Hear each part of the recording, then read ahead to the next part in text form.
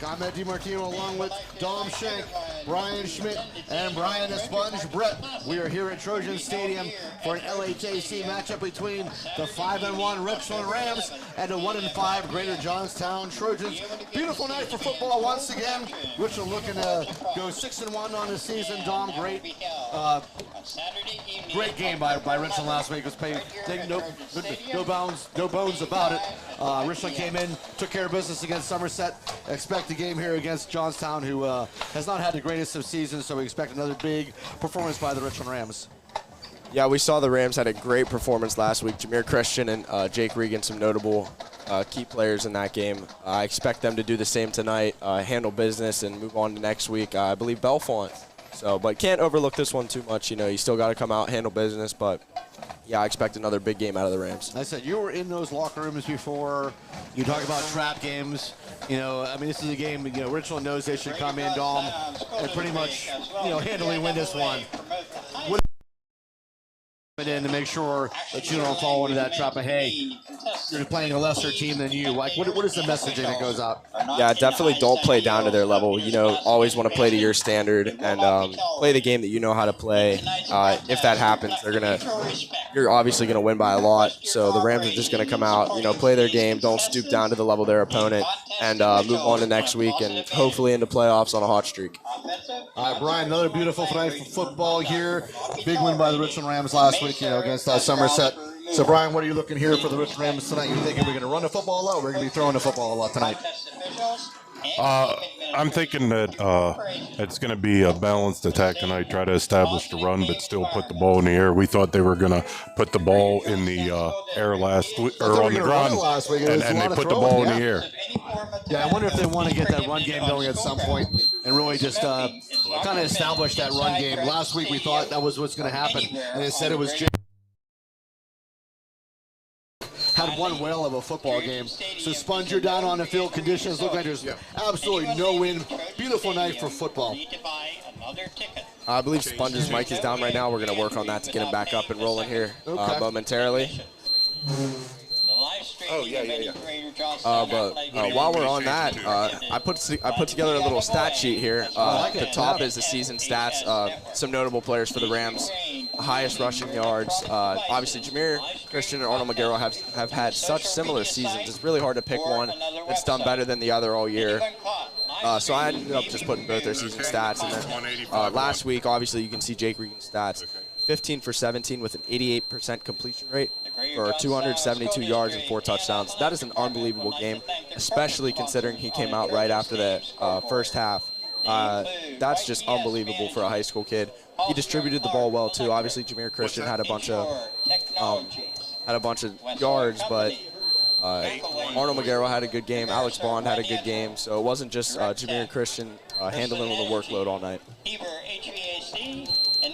Yeah, excellent performance by Jake Regan last week, and all the players as well. Jameer Christian, Arnold Magaro, Braden Epper had a fantastic game. Alex Bond continues to be one of those guys. Every time he touches the football, it seems like he's going to score a touchdown. Yeah, he catches touchdowns.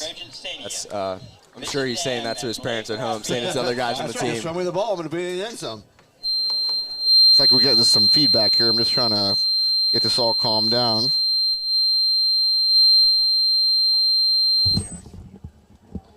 Maybe that'll do it right there. I hear it. I can hear it. I don't have it in my headset now. Sorry about that. We're just experiencing a little technical difficulties here with the sound. Seems like we're okay now. Dom, you good? Yeah, I don't hear anything now. Should be all good. All right, hopefully we have Sponge down on the field. Sponge, are you with me? No, not yet. All right, still not up and running yet. We will get him all figured out here in a minute or so. Again, Richland comes in at 5-1. What frequency are you on? Greater Johnstown at 1-5. Tale of 2 seasons here. Johnstown influx changed coaches again, Dom, as well. Going back to Tony Pena Jr. It seemed to really put his program into a little bit of a downturn.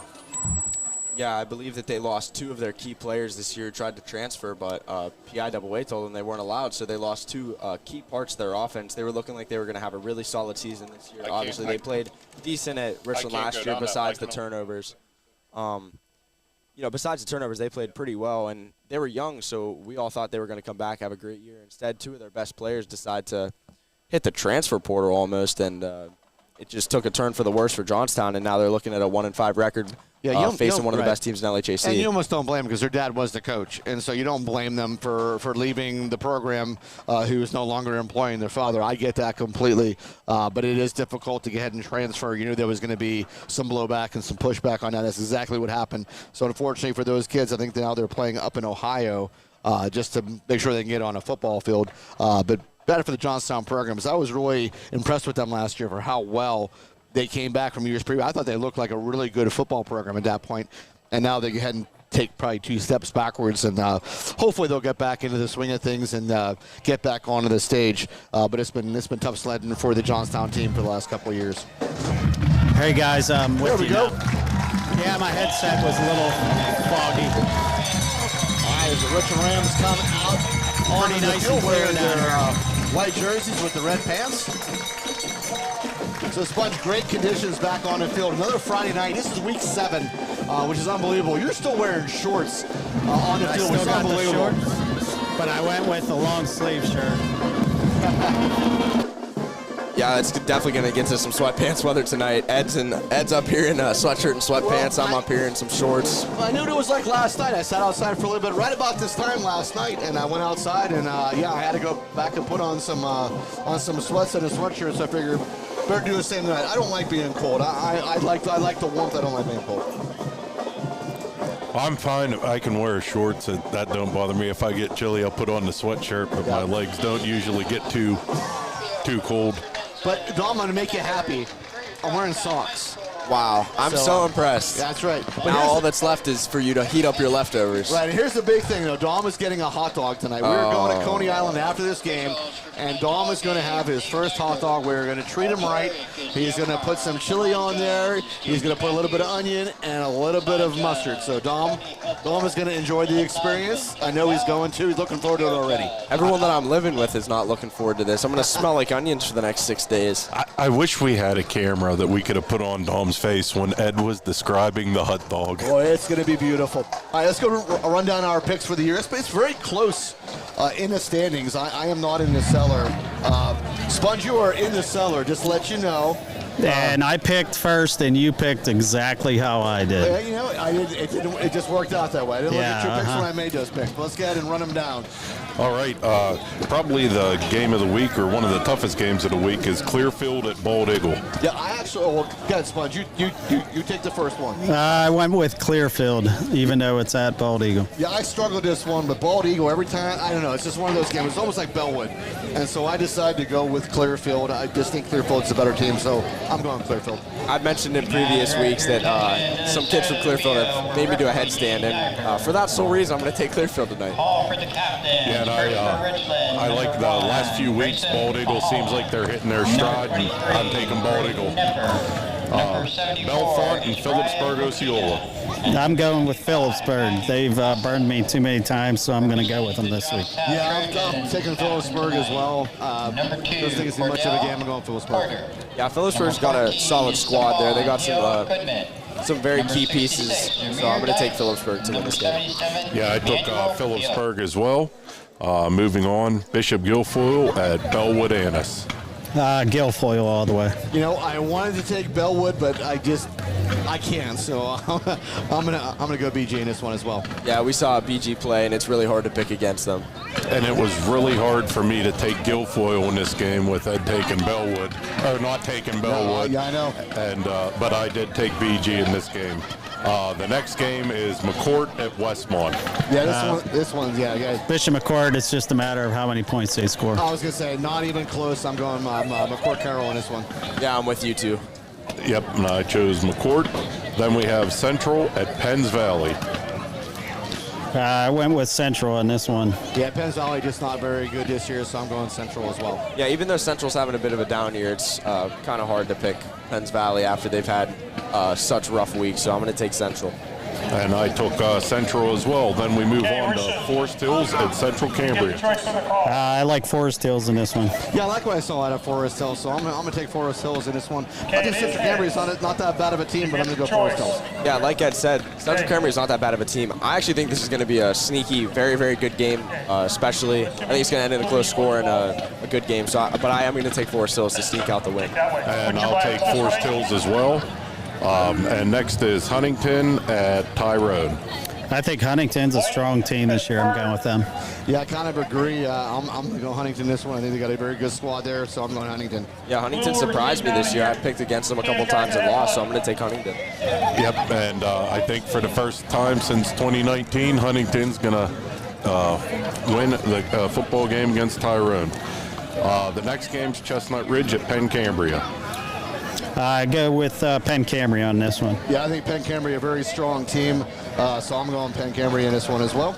Yeah, Penn Cambria is a solid squad, so I'm going to take them to win this game. Yep, and I will also take Penn Cambria. We have Somerset at Bedford. Who did I go with? Somerset? Who'd you say, Sponge? Somerset, Sponge, really? I didn't know if I changed my mind at the last second. No, you wrote Bedford down. Bedford. See, I did change my mind. You went with the correct team. Bedford is going to win this one pretty easily over Somerset. I'm actually taking an upset alert here. I'm taking Somerset to win this game. I think their quarterback's going to sling the ball around the field. I think that their receivers are going to make plays. I think that Somerset's going to edge the win out. And I picked Bedford.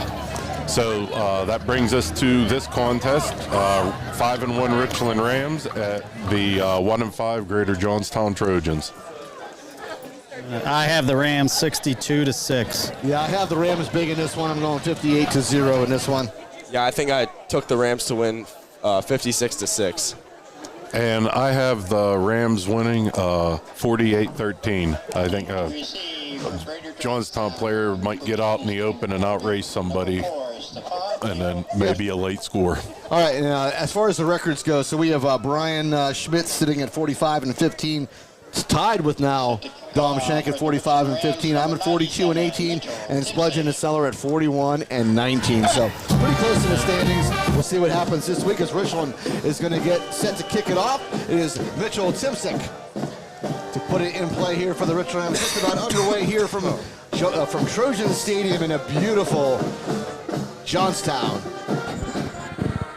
Yeah, I really like the backdrop they have going on here. All the trees changing colors. It's definitely a beautiful sight. It is for sure. I know my mom definitely appreciates that. All right, and we are away. Timsick puts this one inside the 10-yard line, fielded by Johnstown, up to the 20-yard line. Hit around the 25 and taken down just inside the 30-yard line, I should say, right about the 32. Yeah, Mitch Timsick has done such a great job this year, putting the ball inside the 10 there. That probably would have landed on the 5. We've seen him progress over the year for sure. He was definitely humming around the 20-yard line the first couple games, but he's definitely got some leg strength and put it back. And being able to start a team on the 30 or just outside of the 30 and make them drive 70 yards is a tough task for a high school team. Yeah, going to push one to the 31-yard line. First down and 10 for Johnstown, just underway here at Trojan Stadium. Going into the shotgun for the Trojans, and they'll keep it on the ground with the quarterback. And he'll try the middle and try to bounce it out to the left, taken out of bounds. Trying to catch a number there. The numbers are pretty hard to see for Johnstown in this. I think that was number 10. Kind of a twilight game. So it's Daniel Porter. Did I read he just got moved to quarterback last week or something? It could have been possible. His numbers though look pretty good on max preps. He's got some good reps at quarterback. All right, so Porter will go back into the shotgun here. Second down and 10 after the no gain play on first down. And Porter again back to throw. Porter looking out to his right side will fall incomplete. Was looking for number 14. That is Stephon Hill Goodman, who I believe is the number 1 receiver. And just couldn't find him, landed it short, so bring up third down and 10.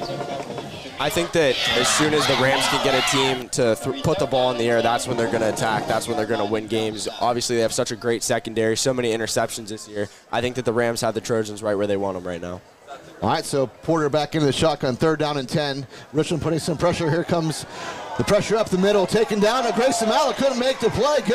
Porter able to shed the sack, and he picks up 1st down yardage to the 45-yard line. Good pressure by Joe McEnany, and Porter decided to keep it. Malla had him by the ankles, and Porter able to shed the tackle. Grayson Malla had him in his grasp, but he got out of there. Yeah, so a spot this ball at the 44-yard line of Johnstown. So big 3rd down and 10 play by the Trojans gives them new life and a new set of downs. Porter back into the shotgun, 1st down and 10.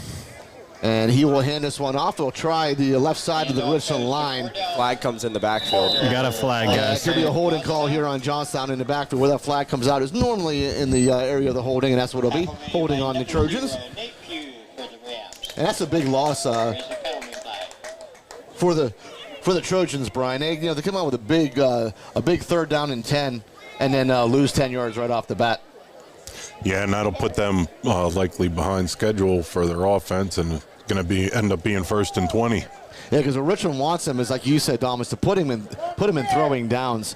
They got a little fortunate by the play by Porter to pick up that 1st down with Malla, and the Richland Rams coming heavy at him.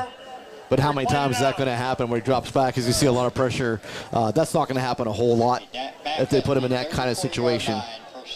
Yeah, that was a great job by Porter there, not getting too worked up over the pressure and stepping up and evading to get a 1st down. All right, so back in the shotgun, 1st down and 20 now. Slings it out quickly out to his left side, brought down immediately by Jameer Christian. I think that was Arnold McGarrell on that Arnold tackle. McGarrell, number 2. Yeah, Arnold McGarrell brings him down. He closed on it real quick. And I think that was, is that number 9? It was, or number 8 that was on the reception, Antonio Escarfolet. If I mess up these names, I'm sorry. We don't have pronunciation, so we do the best we can. 2nd down and 16 after the 4-yard pickup. Porter back to throw. A heavy rush by Richland, but it set up the screenplay by the Trojans. Able to get back over the 45-yard line. Ball may have come out, but Johnstown able to trounce on it.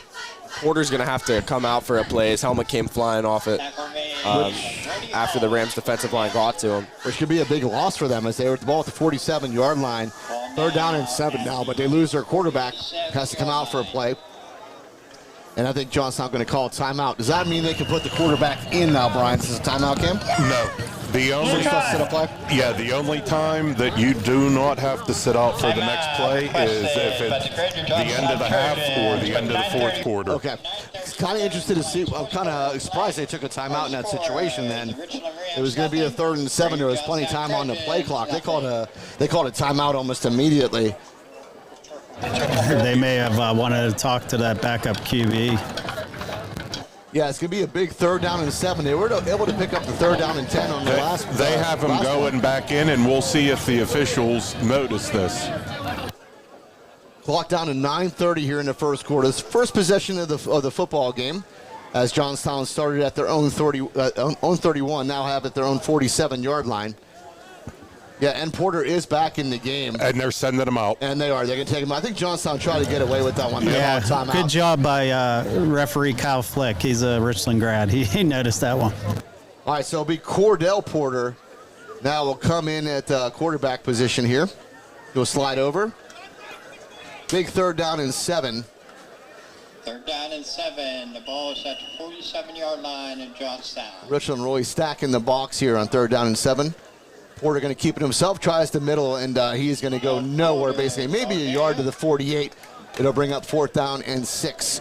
And I believe the punting unit coming on for the Trojans.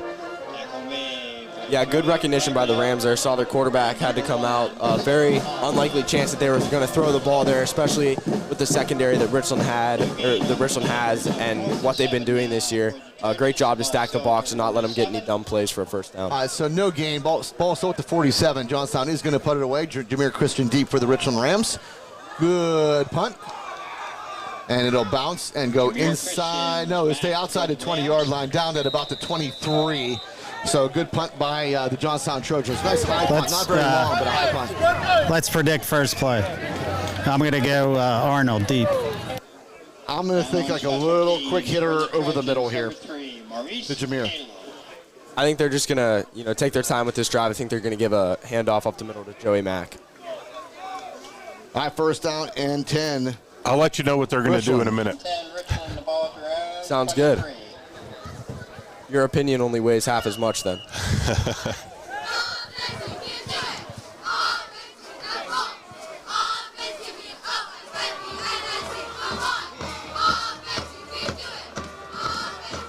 .8:49 on the clock here in the first quarter. First position now for the Richland Rams. Regan into the gut. This is Joe McEnany. And McEnany goes over the 30-yard line to about the 32. Dom must have talked to someone before the game. Yeah, it's pretty unfair.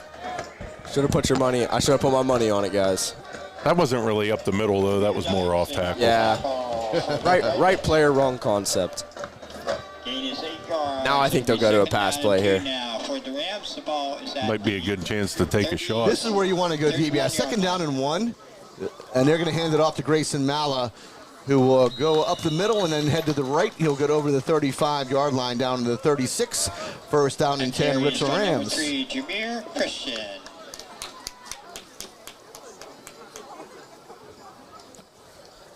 Takes it to the 33. All right, Regan will go back into the shotgun here. The Rams. 2 wide receivers to the left, 1 to the right. Armagera is the lone receiver on the right side. Bond and Jameer Christian to the left. And back to throw goes Regan. Going to throw this one over the middle. How's Jameer Christian streaking? Jameer Christian makes a little spin move into Johnstown territory. He got over the 40-yard line. He's going to get to about, let's see where they put us, at about the 37 of Johnstown. First down and 10, Richland. That was the play I thought they would run on first down. Yeah, absolutely. Great ball by Jake Regan there. Great jump by Jameer Christian to get up there, catch that. There might have been a chance that could have been intercepted if Jameer Christian didn't get that. But it was interesting. Johnstown is running a safety shifted towards Arnold McGarrow, even with Jameer Christian and Alex Bond on the opposite side. All right, first down and 10 at the Johnstown 37-yard line. Jake Regan puts it in the gut of Grayson Malla. He sprints out to the right side, tries to cut it back up in, and will get over the 35-yard line. So about the, we'll see where they place this, right around the 33. So bring up second down. We have 7:04 remaining here and counting in the first quarter. No score. On the tackle for the Trojans. As this is Richland's first possession of the game, they stopped Johnstown after Johnstown did pick up a first down and had it punted away after that. Now it is Joe McEnany in the backfield here with Jake Regan. And he'll give it to McEnany. McEnany plows his way through the middle, picking his way through. Should be enough for no, it will be short of a first down. Bring up third down and short. Yeah, they're probably going to go right back to that. I don't see Johnstown stopping Joey Mack of a yard or 2 here. Especially, I mean, this is obviously 2-down territory. It's 3rd and 2. Richland already at the 33-yard line of Johnstown.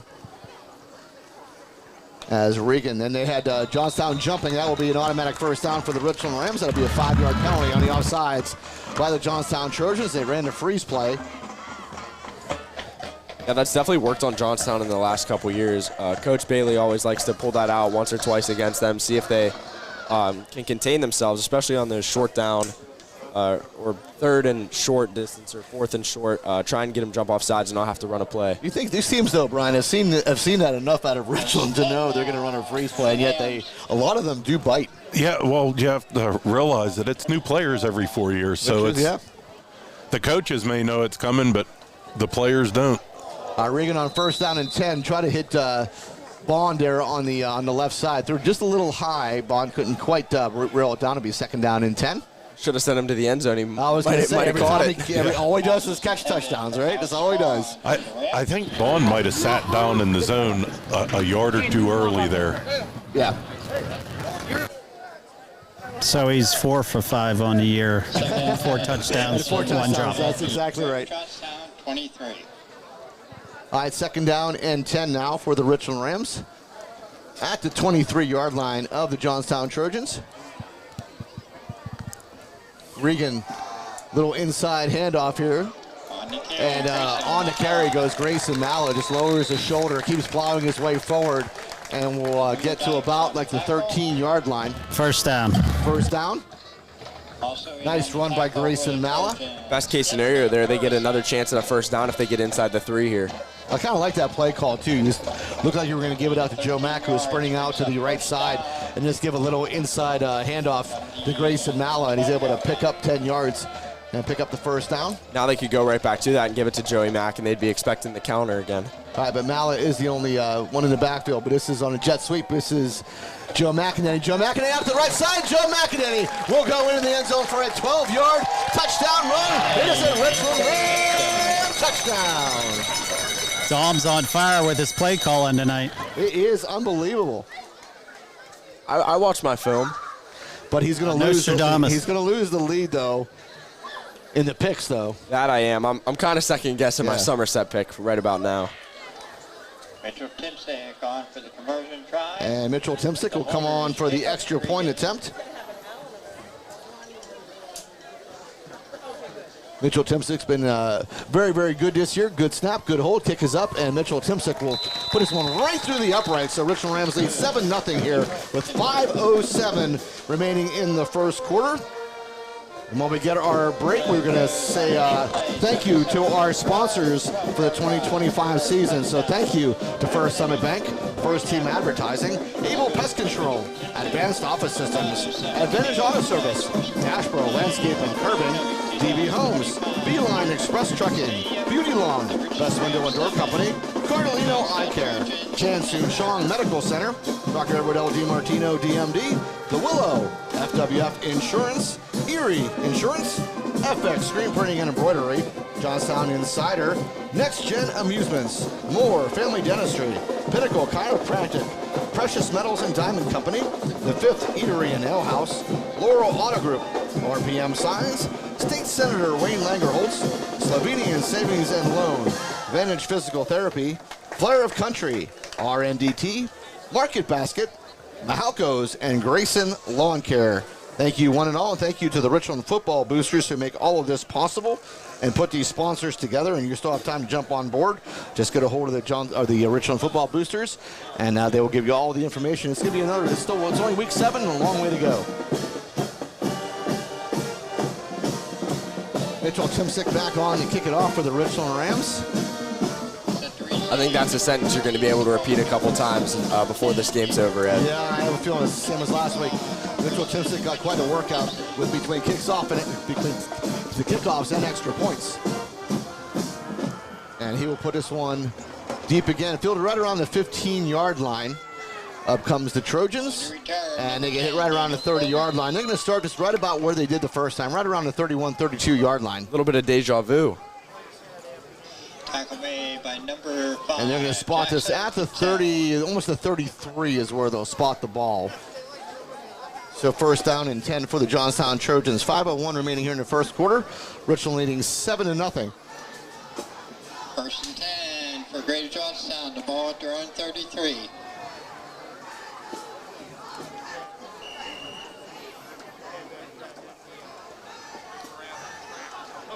All right, Porter back into the game now. This is Daniel Porter. He'll go back into the shotgun. And Daniel Porter hands this one off. They're going to try that left side of the line and go out of bounds.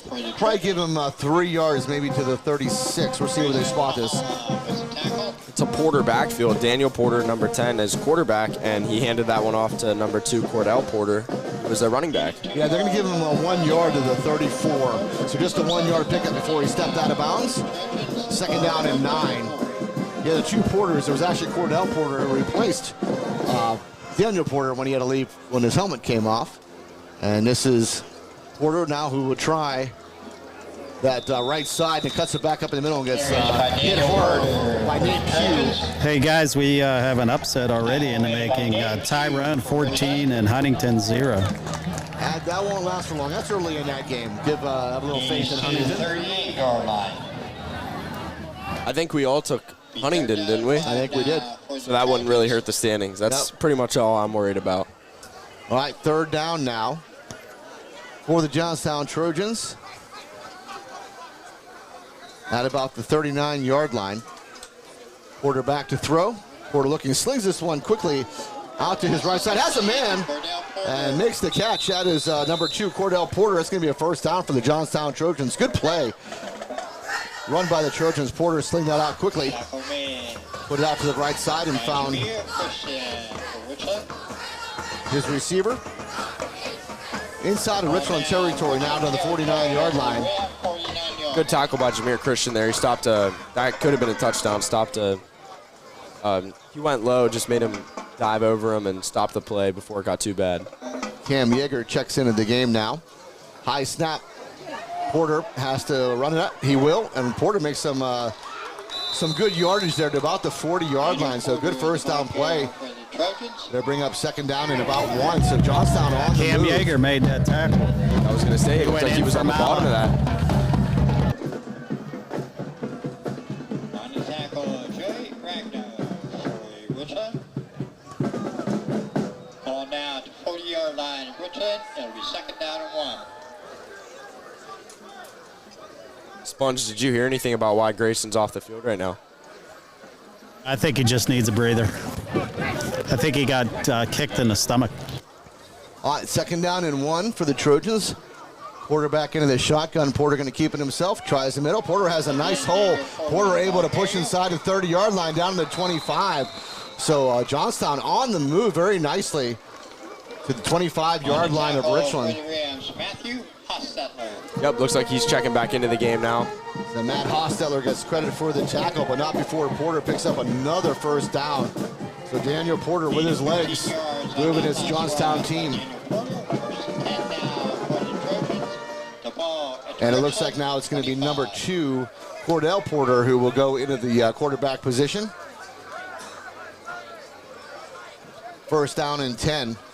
2:36 remaining in the first quarter. 7-0 Richland. Flag on the play. Could be a hold here on the Trojans again.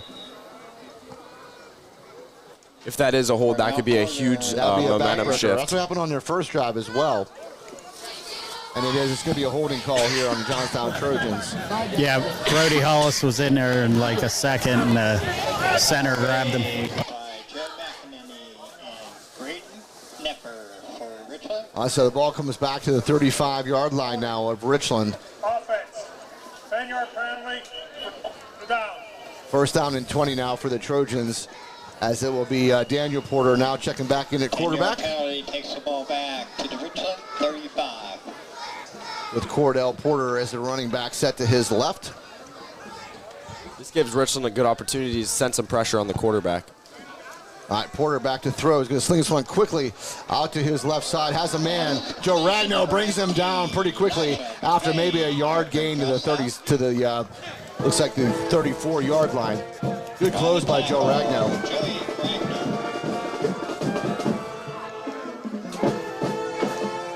Second down now and 19.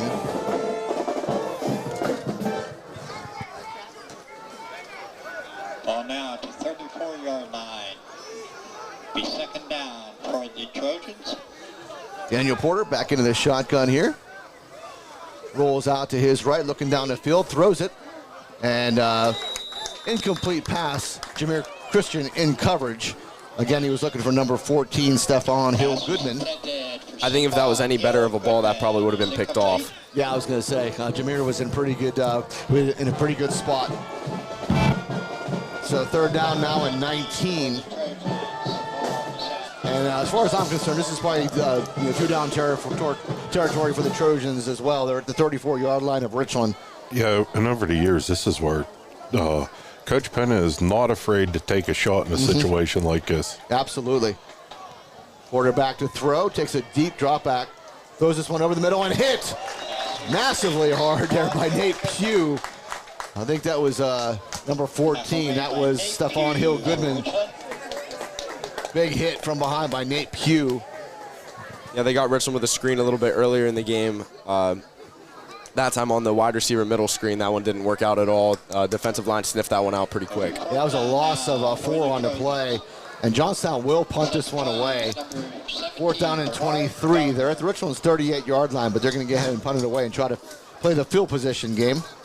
They ate some time off the clock, though. We're already at 55 seconds and counting here in the first quarter. Richland up 7-0.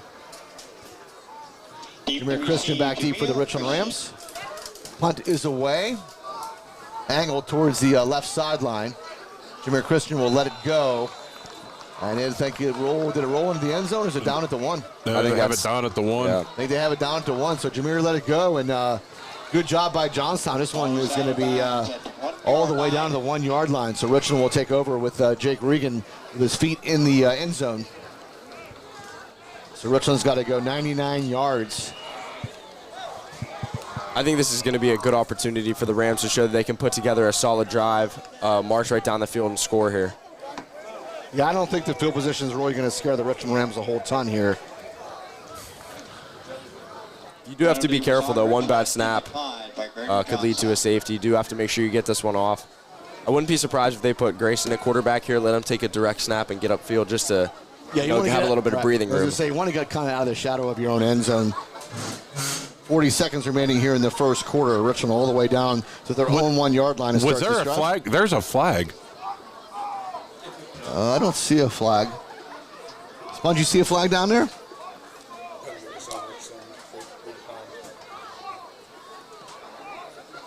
Definitely some chatter going down.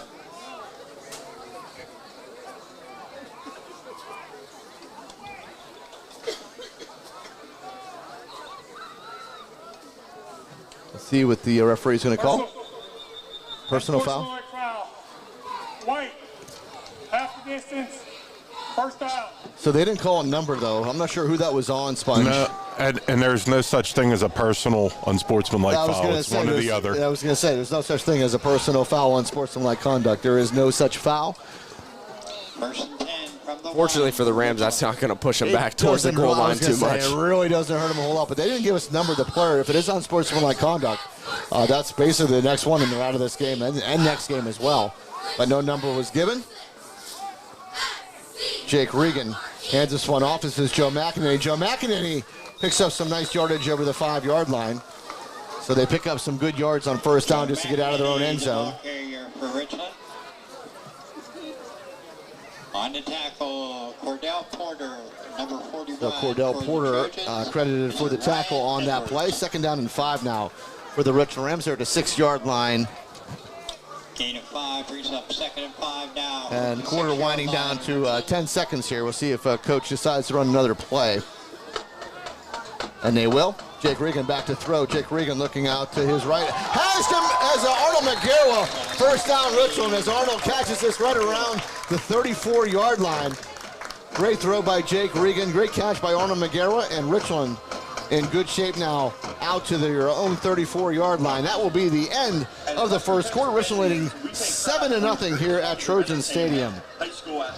All right, so while we're at a break, we're gonna give a special thanks to the sponsors. Thank you to First Summit Bank, First Team Advertising, Able Pest Control, Advanced Office Systems, Advantage Auto Service, Ashbro Landscape and Curbing, DB Homes, Beeline Express Trucking, Beauty Lawn, Best Window and Door Company, Cardellino Eye Care, Chan Soon Shong Medical Center, Dr. Edward L. DiMartino DMD, The Willow, FWF Insurance, Erie Insurance, FX Screen Printing and Embroidery, Johnstown Insider, Next Gen Amusements, More Dentistry, Pinnacle Chiropractic, Precious Metals and Diamonds, The Fifth Eatery and Ale House, Laurel Auto Group, RPM Signs, State Senator Wayne Langerholt, Slovenian Savings and Loan, Vantage Physical Therapy, Flair of Country, RNDT, Market Basket, Mahalco's, and Grayson Lawn Care. And then once again, special thanks to the Richland Boosters, and also special thanks to Dave Babler. We had a hard time getting the hotspot up and running, so Dave, thanks for helping out. Brian actually put it together, used his physics there. You got to charge those things, I think. No, it was charged. The internal battery somehow came disconnected from the contacts. Remember, Brian's an electrical engineer, right? So he knows his stuff. I tore it apart and put it back together. There you go. Fire it up. But there's a couple pieces left, as there's always parts, right? There's always extra parts. We're going to have to work on my headphones because they're still fuzzy. Well, fuzzy's good, right? Warm and fuzzy, you know. They're nice and insulated. That's right. All right, this will be first down and 10. Richland Rams. So we start the second quarter. Rams up 7-0 over the Greater Johnstown Trojans. As Jake Regan will go back into the shotgun. Quick throw out to his left side. Has Arnold Magaro again. Arnold Magaro over the 40, the 45, before he's pushed out of bounds. Right around the 47-yard line. Got another flag down. First down for the Richland Rams, but there is a flag on the play. This one could be coming back. It was a quick throw out to Arnold Magaro there on the left side. This is almost exactly like last week. It feels like the Rams could just give the ball to whoever they want to, and they're going to go for big yards, maybe even a touchdown every time they get it. Yeah, I believe this is going to be a holding call on the Richland Rams. I think this one is coming back. It looks like Jake Regan. And another flag comes out. Over. I don't know if This could be another unsportsmanlike conduct call as the second flag came out. As they're about to mark off the original penalty, Richland could get tacked on another 15.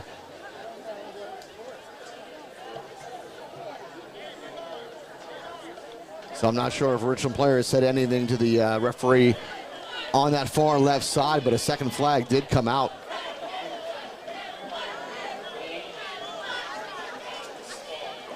So they're going to go ahead and mark off the original 10 yards, I believe, for the holding call. I couldn't see if he called holding or illegal shift. Now, this is a 10-yard penalty. There's the original 10, and that should be another 15 because they threw a flag late. White, 10-yard penalty. Repeat first down. No, they didn't call the second. Oh, there it is. White, 15 yards. So again, they're not naming the number of the players, so we don't know who's getting that unsportsmanlike call. So it's the second one for Richland now. An unsportsmanlike conduct call that was not given a number.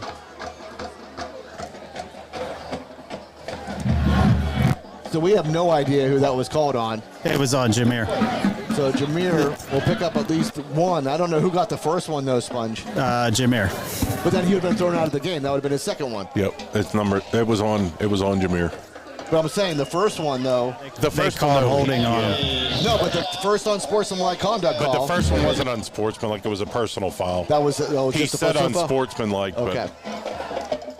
All right, so Richland's going to keep this one on the ground. I believe this is Grayson Malla, who will take it to the 21-yard line as it's first down and 30. It's about second and forever now. Coach Rugg had a nice talk with him, and he's back in. All right, they'll spot this one at the 20-yard line. Second down and very, very long.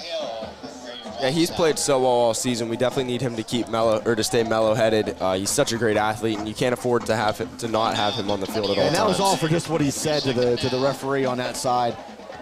He must have had a couple of choice words, and referee decided to throw the flag. So Jameer's got to be really, really careful here. Can't afford to lose him this week or next.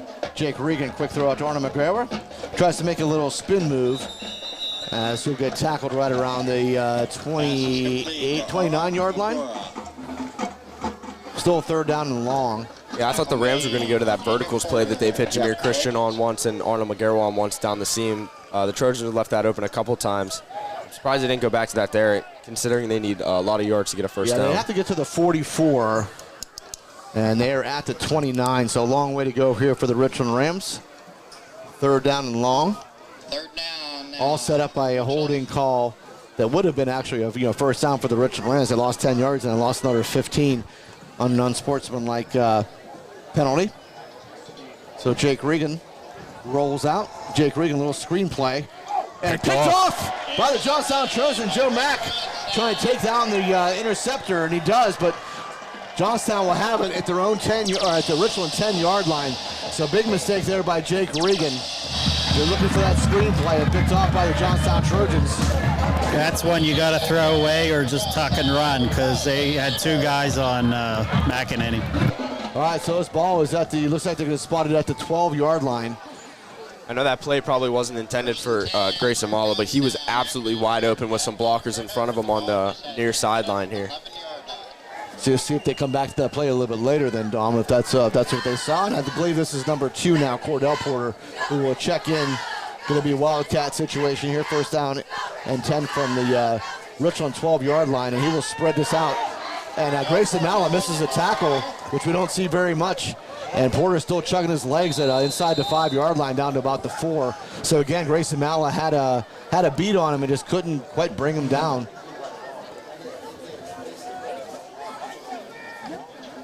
So a big play on first down, picks up 8 yards. Yeah, it looks like Johnstown's maybe trying to hurry up a little bit, keep that momentum going. Obviously, Richland's a little bit on their heels right now. They need to make a big play here, though, not let Johnstown in the end zone. Yeah, 7-0 game here only in Johnstown now. 2nd down and 4 at the Richland 4. Were they at the 4-yard line? And yeah, now it looks about the 4. Now we're going back to Daniel Porter, and he will hand us off to Cordell Porter, who will try on the off left tackle. He'll go down as Joe McEnany takes him down. So short of the goal line at about the 1, but it should be enough for a first down. It'll be first down and goal. This is a situation here where if you're on the back of the pile, you have to pull and not push them forward, because it looks like about 1 yard until they get in the end zone here. So the Rams can't afford to let them fall forward after tackle. They have to stop them and push them backwards. Yeah, give credit to the Johnstown Trojans. They came in, and they're playing a pretty good football game, except the snap gets away.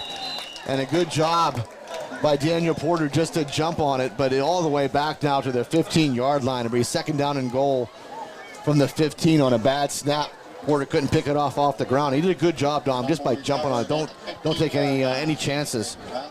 Yeah, have you ever seen that play? I think it's Louisiana Tech and Mississippi State maybe, but it's like 1st and goal from inside the 5, and they kick the ball back the whole way to the other 20-yard line.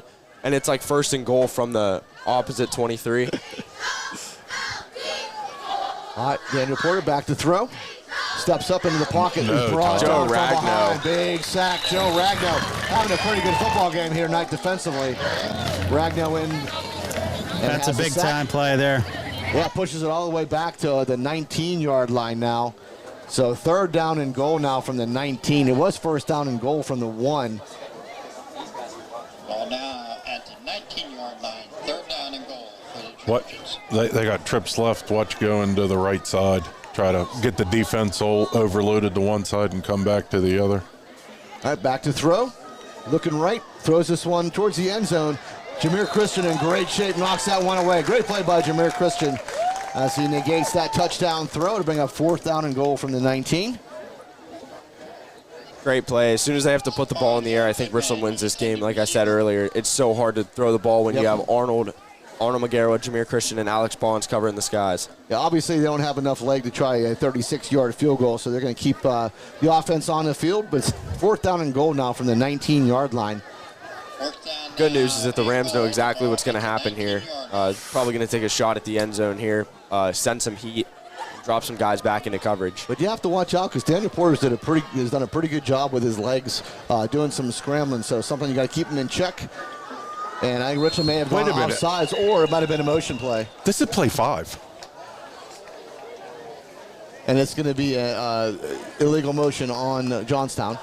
I thought that You too. had 2 runs, a sack, and that incomplete pass. So his 1st down and goal was a bad snap. Then they ran another They play. got a first down. Okay. Yeah, they had a first. That was 1st down and goal. And then they had the bad snap. Yeah, Brian, I was right on page with you there, but I didn't want to say something and sound dumb. I didn't realize they could still have got a first down. I thought they were goal to go from the start of the series. Now they had the ball at 12-yard line, so they could pick up a first down. They lose 5 more. 4th down and goal forever. Over the middle. Picked off by Jameer Christian. And actually, maybe he was better off letting that one go because they would have had the ball. He did not get it. Position. He didn't hold on. So He dropped it. pass. All right, good job. So Jameer, good job by Jameer. I know that it's a good thing for your stats, but it helps the team actually that he doesn't make that interception. He got rocked by his own teammate, Alex Bond. It's a good play by Alex Bond then because Richland's going to have much better field position. Yeah, he just played defense on his own teammate, and it actually ended up working out perfectly for the Rams. And the ball set to 24.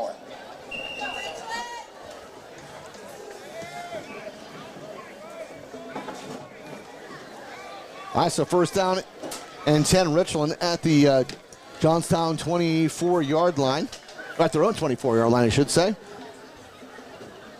Jake Regan back to throw. Regan has to step up. Regan gets some pressure and goes down, and we'll get back to maybe a loss of a yard.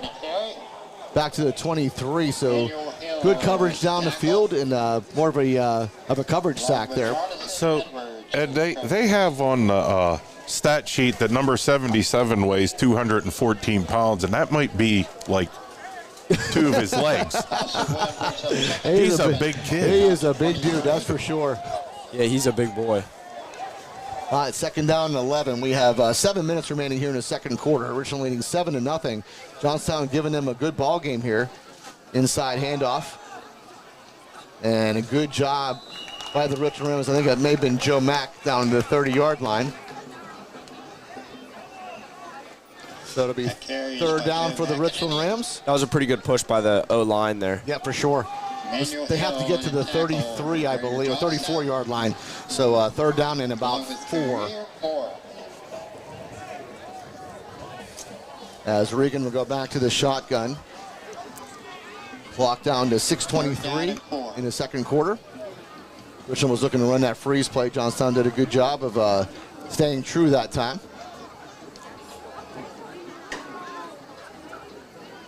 Regan looks to throw quick, throw to the middle, gets tipped and almost picked off. So good job by the front line by the Johnstown Trojans as they tipped the ball at the line and almost picked off by Cordell Porter.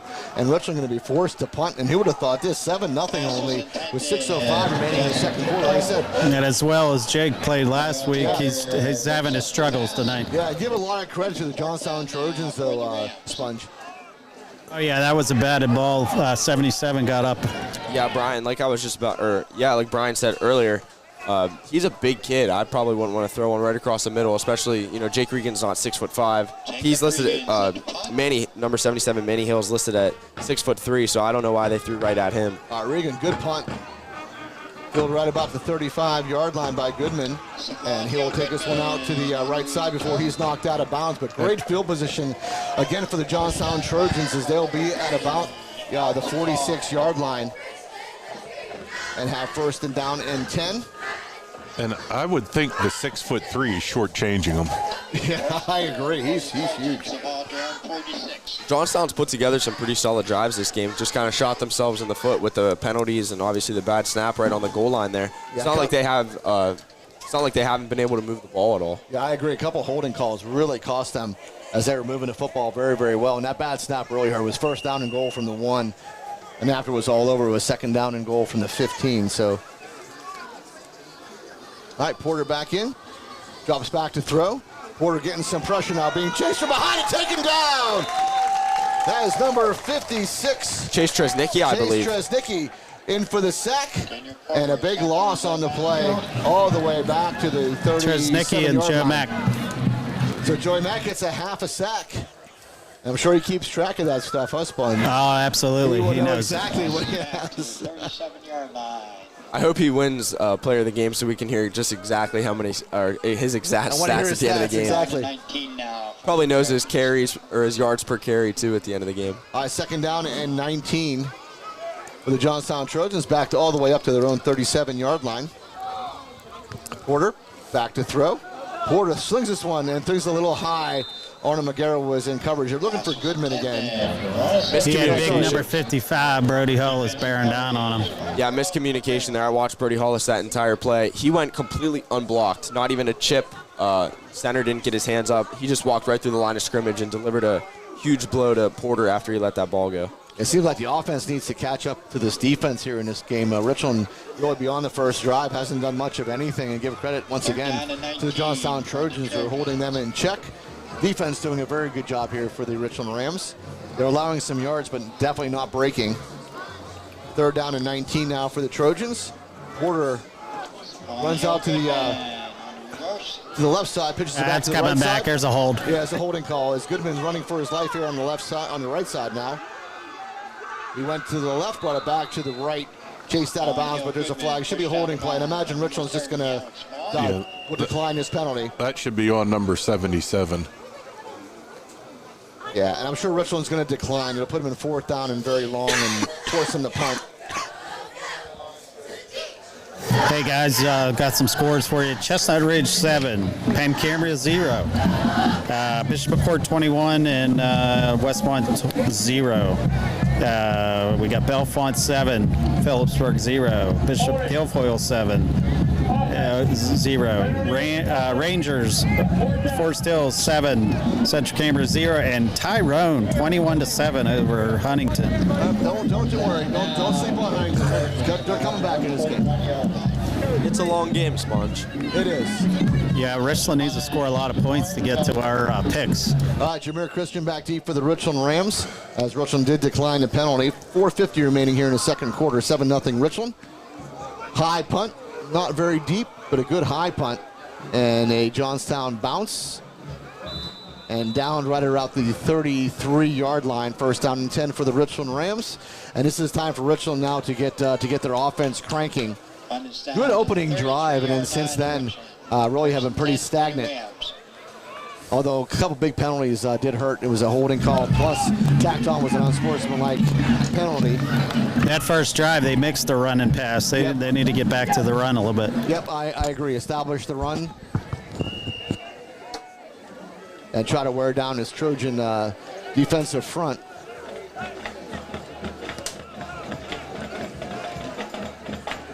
All right, Regan back to the shotgun. McEnany to his right. And Regan, quick throw out to Jameer Christian on the right side. Jameer Christian, little spin move, and another little stutter. And he will go over the 35-yard line to about the 37.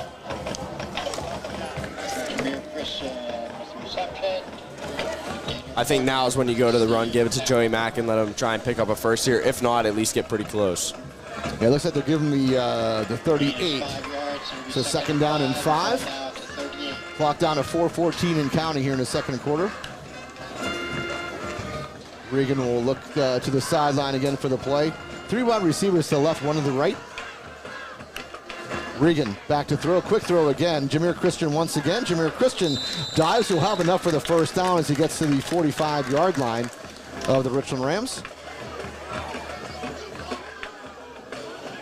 So much for running the ball there, huh, Sponge? Well, these quick throws almost act just like that. They're not really harmful. They're high percentage throws. But a first down, Richland Rams. Now Joe Mack will take the handoff, and Joe Mack. There's a It's flag. going to be a hold on the Richland Rams as they tried the off a left tackle there. And this one's coming back on a holding call.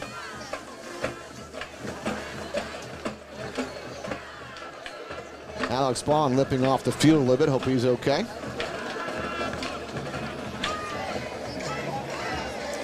I know my eyes aren't acclimated to seeing all the penalties on the field, but I don't think I've noticed one of them going on tonight. I don't know if I'm just not picking them up or if maybe the refs are a little flag happy, but there's been, I feel like a lot for having 3 minutes left in the second quarter.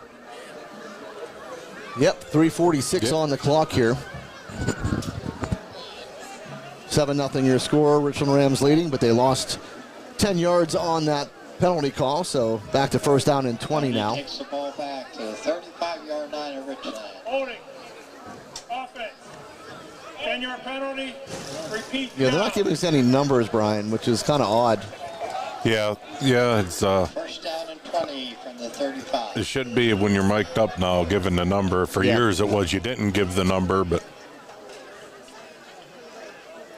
All right, Joe Mack will go into motion. This will be an inside handoff to Grayson Malla, who goes over in midfield. Great pickup by Grayson Malla. Good job by the Richland Ram offensive front.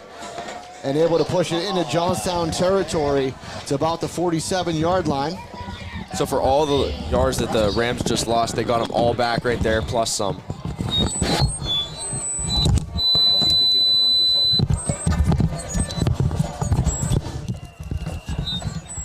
Second down and 2 after that Grayson Malla run. Second down and 2. 3:05 and counting here in the second quarter. Richland will get the ball after halftime. They lead 7-0 only here against Johnstown Trojans. I think we all expected a bigger score by now, but give the Johnstown Trojans credit. Joe McEnany now plods his way through, has the first down and more, dragging some people as he goes over the 35-yard line. So Joe Mack with a big, heavy run will take it down to about the 33. Felt like he got 15 to 20 yards after contact there. For sure. Yeah, he drug about four or five Johnstown Trojans. We need to be able to stop play. First down and 10 for the Richland Rams. The end is not allowed to play during the downs. Alex Bond doing a little running on the sideline. He came up a little limp. they're trying to get the Trojans band to stop playing while Richland has the ball, like when they're snapping it. I was wondering what was going on. I just kind of heard some talking going on. Heavy backfield now for the Richland Rams with Mala and McEnany in the backfield with Jake Regan. It'll be a fake handoff to McEnany, rolls out. Looking deep, has a man, Jameer Christian, it's a touchdown! Jake Regan right on the money to Jameer Christian, dropped it right in the bucket. From 47 yards out, Jameer Christian puts the Rams up 13-0, pending the extra point. And there's where that run sets up the pass. They faked the run. They had him all frozen. He goes deep. I mean, what a ball by Jake Regan. Rolling left, absolutely dropped it in the bucket there. Jameer Christian didn't really even have to make a great play on that, even though it was a good catch. Jake Regan led him right to the pylon, dropped it right in there. Sorry, I was looking at their scoreboard. It's a 33-yard touchdown pass from Jake Regan to Jameer Christian.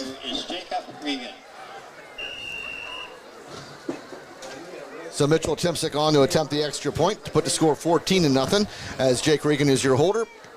And it is up, and it is going to be good. So Mitchell Timsick puts the Richland Rams up 14-0 with 2:31 remaining in the first half. And Richland does have all 3 timeouts. So we'll see if Richland gets the football one more time before the half.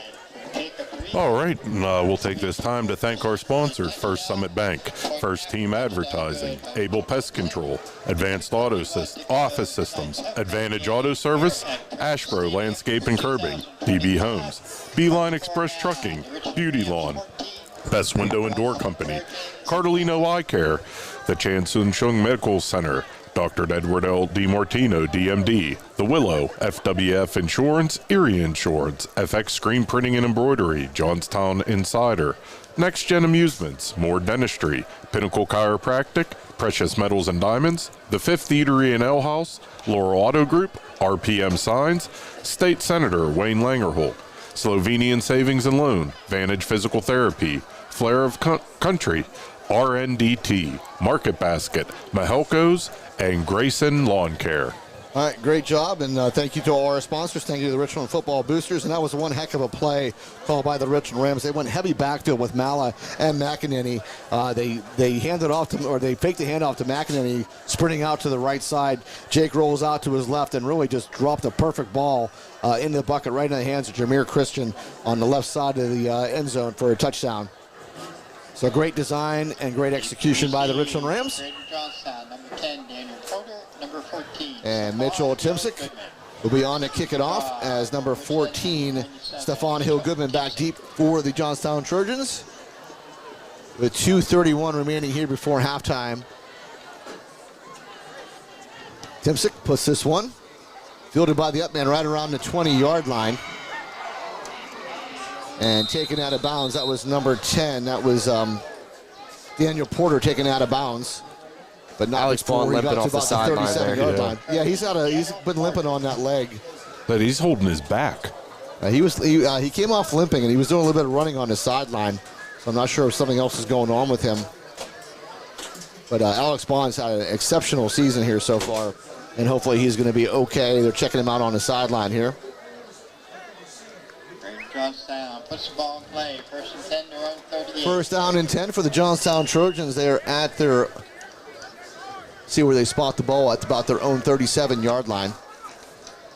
Porter will go back into the shotgun here, and he's going to run us out to the right side. This is Cordell Porter, and he is taken down from behind. Jackson Feitel had the first contact there. Good job by Jackson Feitel as Cordell Porter checked in at quarterback and tried that right side. And nothing going on as, again, great play by Jackson Feitel. Yeah, he's playing free safety. I don't think we've seen him play free safety yet this year, but obviously filled a hole, made a great play on that one.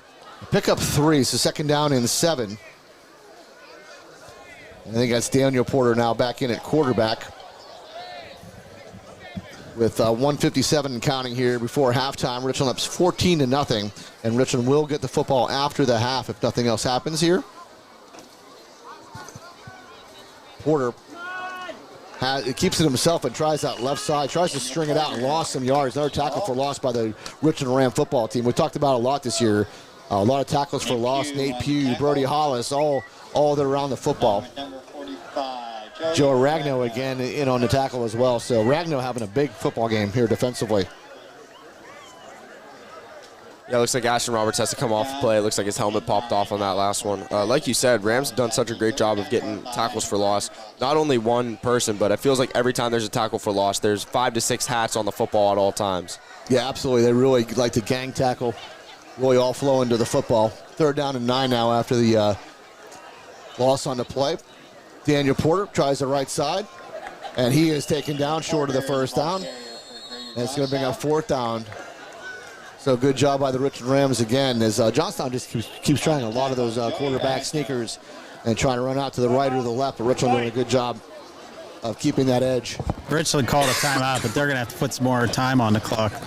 Yeah, down to 47 they left, seconds. about 10 seconds.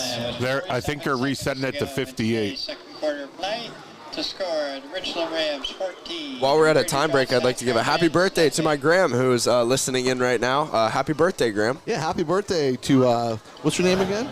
Susie. Susie. Grandma, yes. Happy birthday, Happy Susie. birthday, Susie. We're bringing your grandson to Coney Island. He's going to have his first hot dog. There will be a video posted, I'm sure, of Dom enjoying a nice Coney Island hot dog. That'll be on Barstool, Richland Barstool tonight. Yeah. Can we get air quotes around enjoying?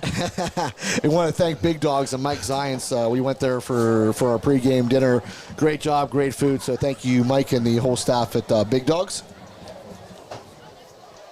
I feel like I betrayed chicken parm. I've had a chicken parm sandwich. It feels like every game, and not this one. I went with chicken Alfredo. It was really good though. Proud of you though. You went with a vegetable on top too. You I got did. Some broccoli. Mom, I got broccoli. You got and some I broccoli. Mom, he didn't eat didn't the eat all broccoli. his broccoli. Sponge made me eat the broccoli, Yeah, Mom. I ate how it. about a box for your broccoli? And Dom said, no, I don't want it.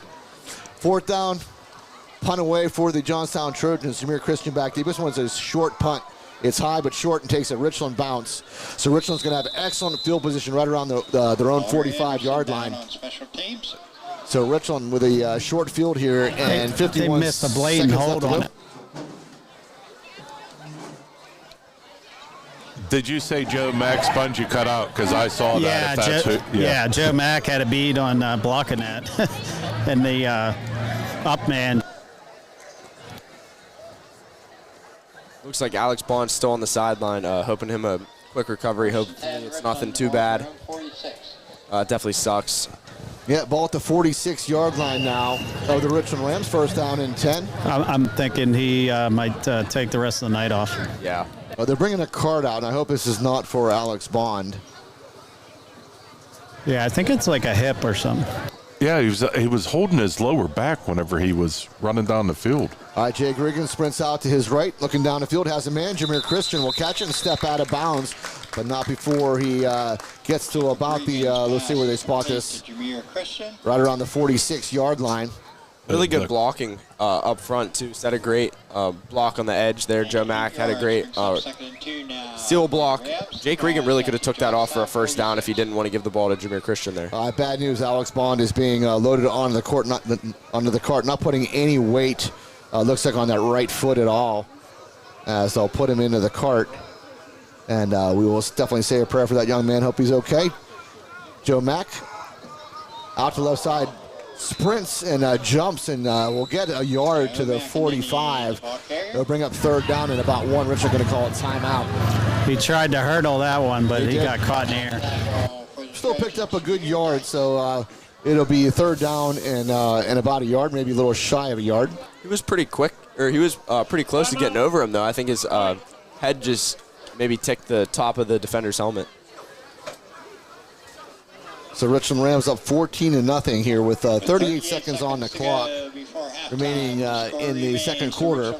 And again, Richland Rams have a good opportunity here to put some points on the board. They will get the ball after halftime as well. So a chance to put some separation, even more separation in this game. And this is Johnstown's homecoming, I forgot. It's their homecoming evening.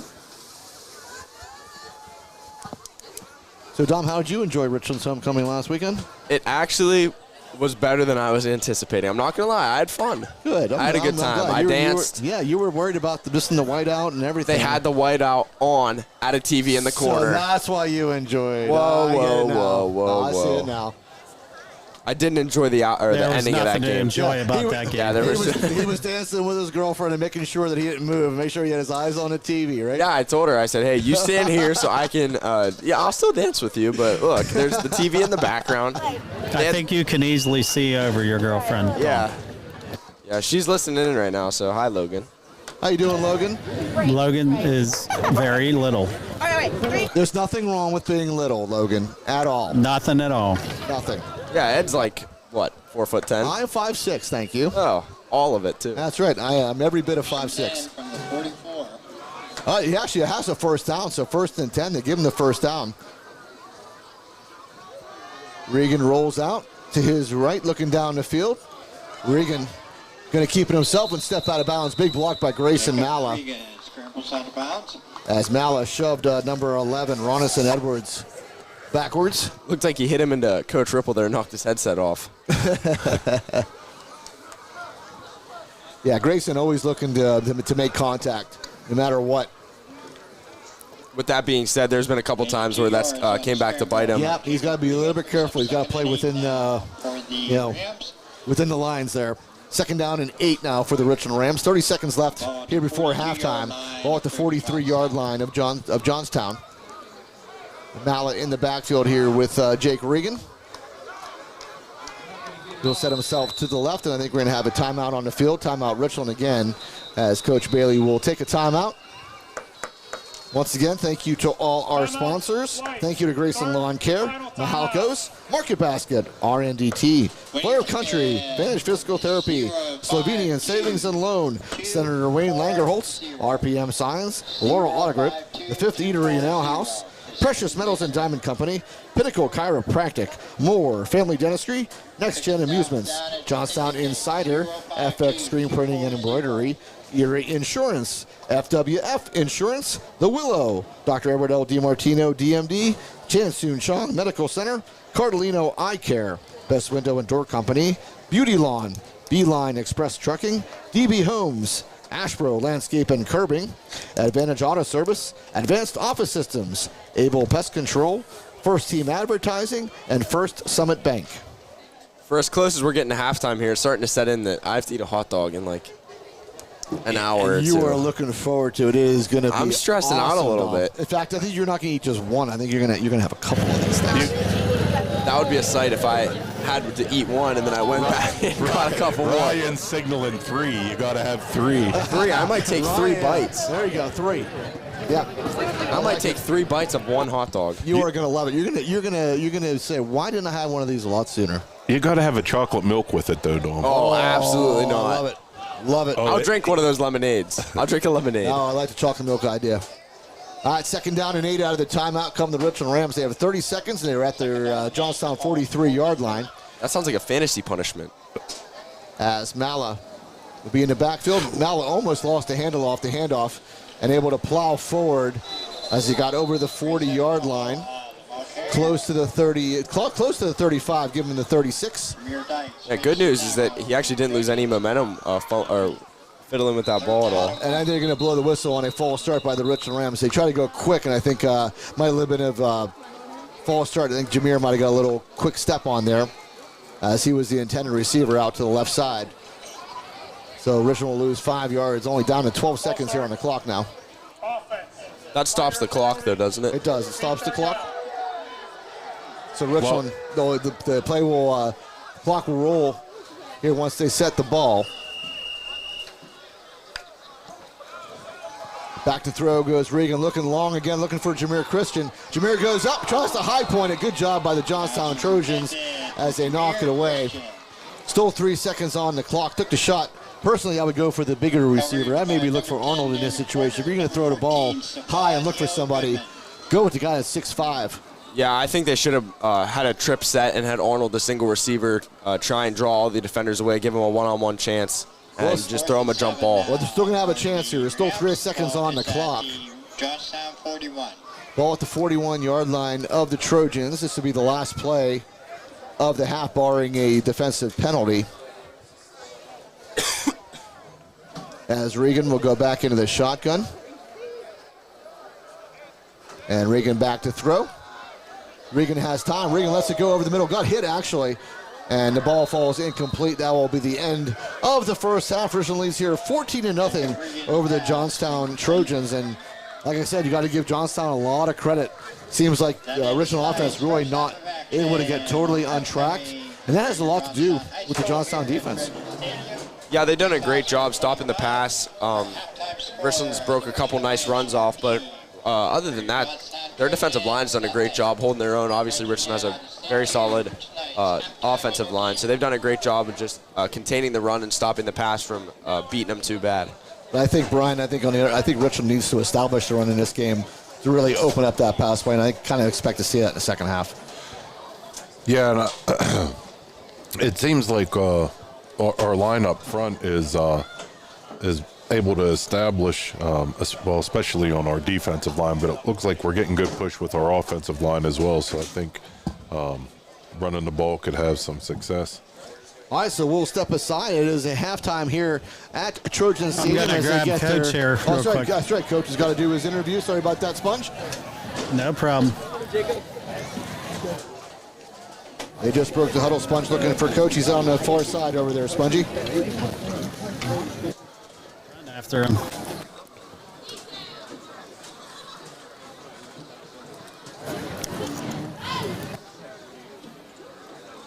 As Coach is heading down towards the end zone. Sponge throwing some wheels. Look at him go. Please welcome to the That's a nice jog right there, Sponge. Yeah, Sponge has got some nice hops there. As he will catch up with Coach Bailey in the end zone. Hey, Sponge, the one time you ran to the the locker room.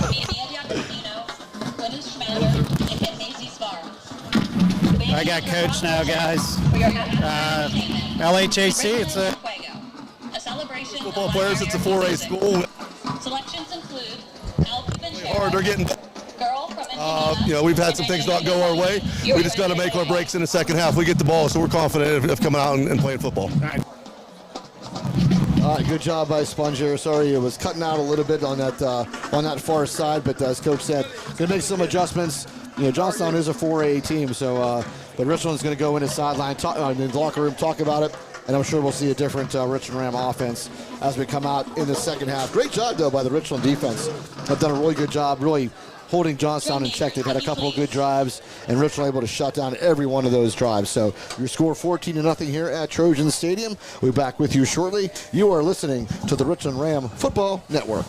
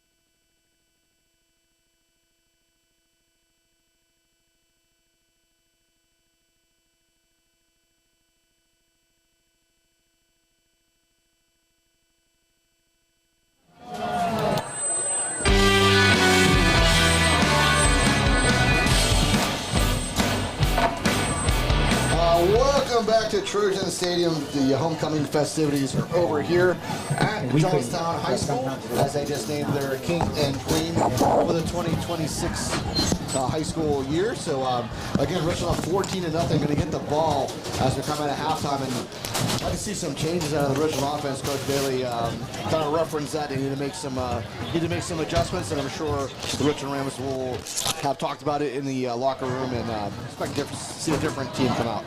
Yeah, definitely going to need a heavy dose of Grayson Mala and Joe Mack to open up the half. I think that'll open up opportunities for Jameer Christian and Arnold Maguera to get back on track of what they've been doing all year.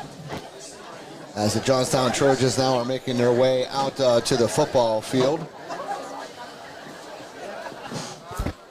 The homecoming court still on the field here. I'm sure they're probably taking some pictures. We'll probably be a little bit delayed here starting the second half as they're just wrapping up all that's going on the field. Sure.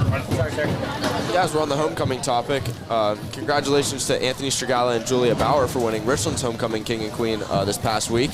Yeah, Julia, actually my neighbor. She lives up in Hunter's Ridge, right above us, and her brother Andrew and my son Tony were pretty good friends in high school. So congratulations to her. Maybe I'll be on homecoming court next year. If you are, we expect big things out of you. I said don't expect anything. Stone let us down. So was he on court? He was on court. We were all pulling for him, and yeah, he didn't win it. Wow. Yep, we were all pulling for him. I could just plug on here every game until voting. Vote me for homecoming. That's right. Vote for homecoming king. Vote Don for homecoming king. Well, I could plug Anthony, and then you could have a homecoming off. Ooh. Oh, there you go. That'd actually be a good idea. It'd be a race. Richland Rams now running out onto the field to start the second half. Trojan fans, thank you. And again, I mean, who would have thunk it that Richland was only up 14-0 here at halftime? At this time, we ask all fans. Yeah, I'd have to imagine they're going to come out a little more pumped up, a little more hype. It seems like they haven't been playing like themselves so far today, but I'm sure that is going to change coming into the second half. Yeah, and then, it's probably one of those trap games. I mean, thinking, okay, we're just playing Johnstown.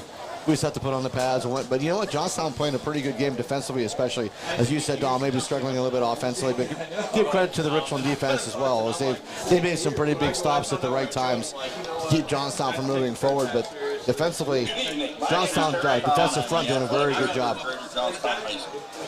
As Western Pennsylvanians, we take pride in one of the greatest forms of entertainment, high school athletics. As we said, unfortunately, Alex Bond left this game on the cart. We're hoping that he's going to be okay. It looks like he's actually returning right now he's on some crutches. So hopefully he's going to be all right. Yeah, on a set of crutches. So that's a good sign. He's back out on the field anyway. And just to recap this game, Richland scoring ended up being a 12-yard run from Joe Mack. Seems to be an issue with his hip, so he's going to get it checked out tomorrow, they said. Yeah, so hopefully he's going to be all right.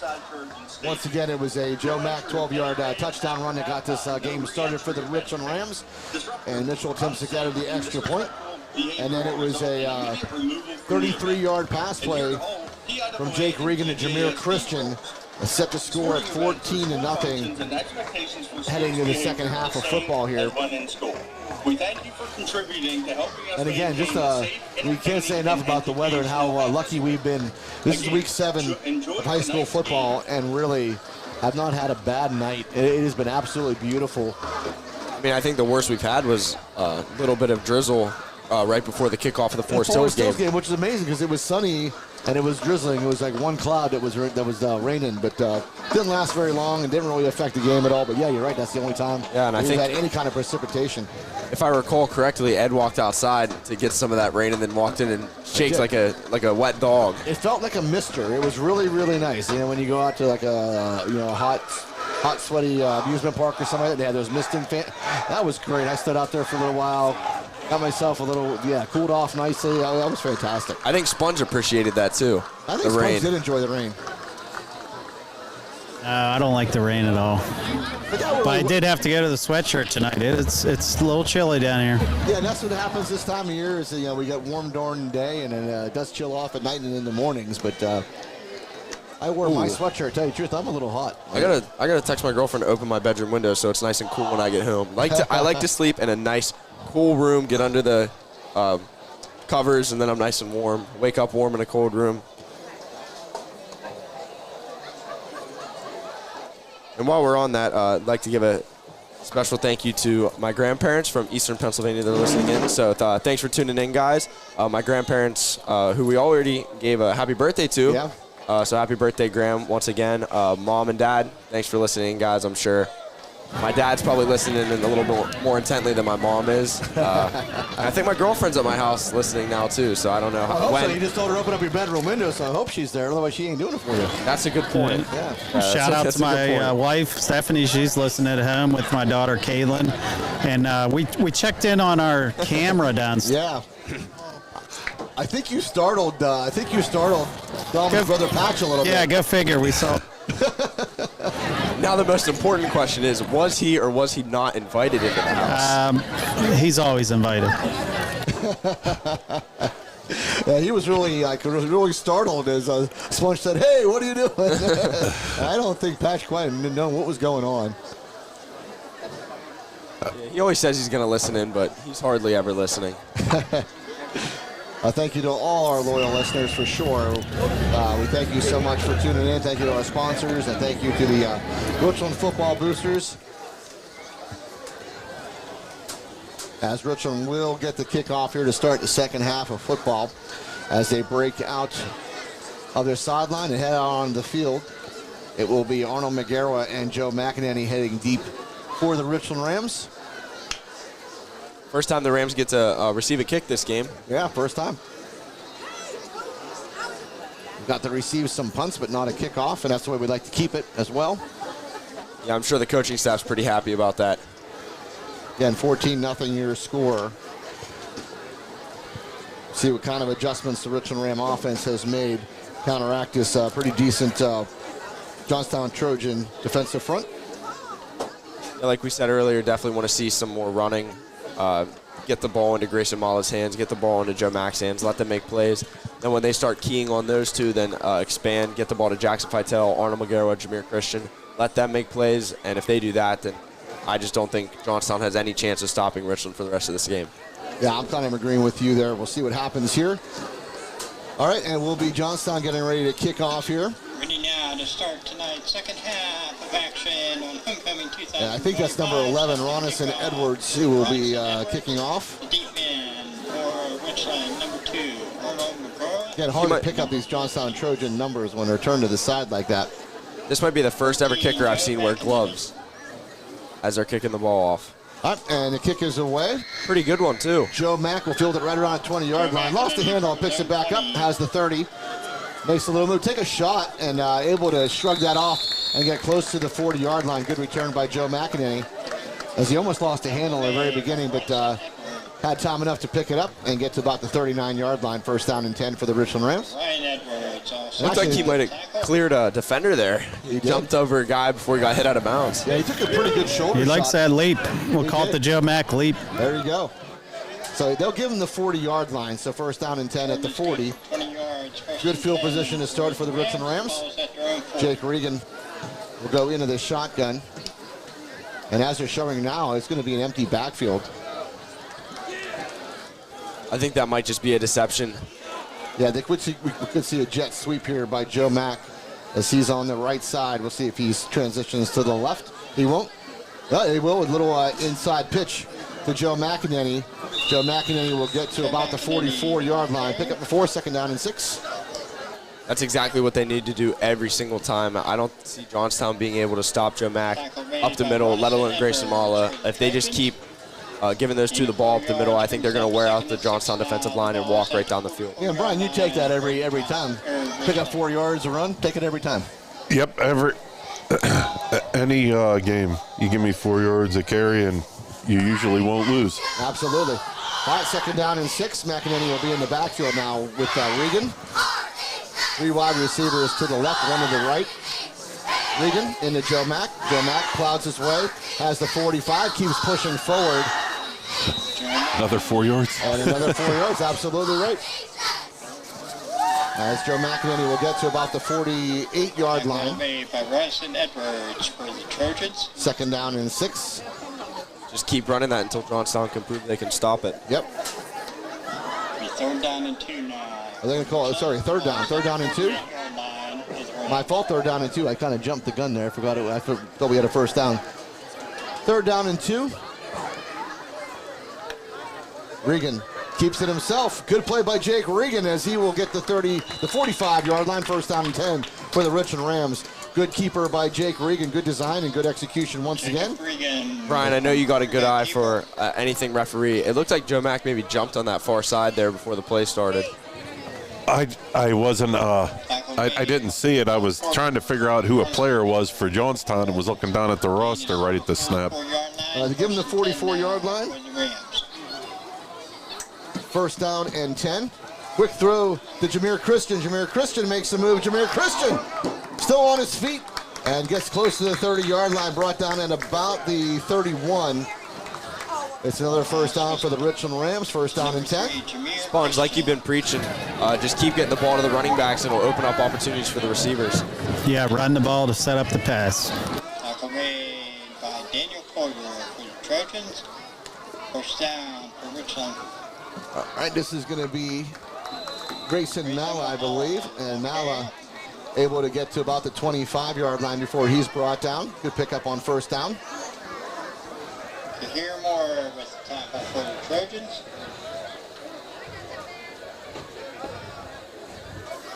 '97 brings up second and 3. Second down and 3. Malla again. Malla breaks free. Malla going for the end zone. Malla brought down. He took a shot right around the 5-yard line.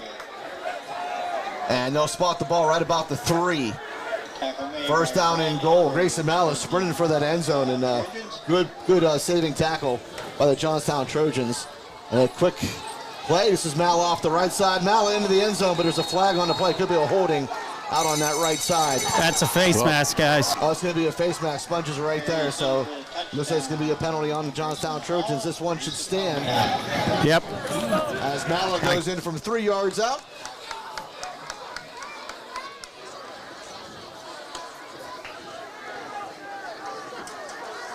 Oh, it looks like the Rams sideline's unhappy with that.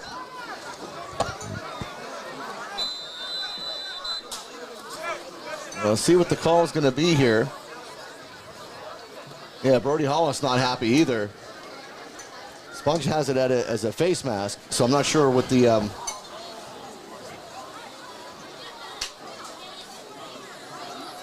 not sure what this signal means, Brian, where he like pulled down on his face there. Yeah, it's a face mask. But he must have called that on the offense. Maybe he called it on the runner for on the stiff arm. Yeah, he pointed towards. It's on Johnstown, so this touchdown will stand. As Grayson Malla found the end zone from 3 yards out. And they're asking Coach what he wants to do, I think, on the how he wants the kickoff to be.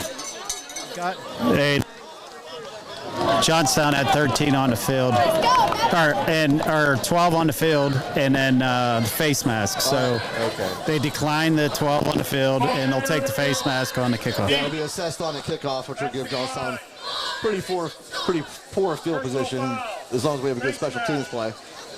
The head referee definitely pointed towards Richland when he called that initial face mask. Yeah, and Coach Bailey almost had a heart attack. Yeah, he definitely pointed towards Richland. Actually, Richland's going to take the yards. They didn't give him the end zone? They're going for 2. I don't see the score on the board, though. I don't see the touchdown on the board, though. It was still 14-0. We imagine that the play stood as a touchdown by Grayson Malla unless he didn't get the end zone. No, that was looking like that was the 2-point attempt there. It looks like the kickoff team's coming out. It should have been. The points were not put on the board, though. Well, it is now 22-0 is your score, so a touchdown was awarded. Kind of strange. They never really said anything, but Richland took that penalty, decided to take the half distance to the goal line, and went for the 2 and got it, so 22-0 now your score, with 9:01 remaining here in the third quarter. Brody Hollis must have worked on catching that snap all week because we saw him try for that same play last week, except he didn't get it. That time he caught it clean, walked right into the end zone for an untouched 2 points.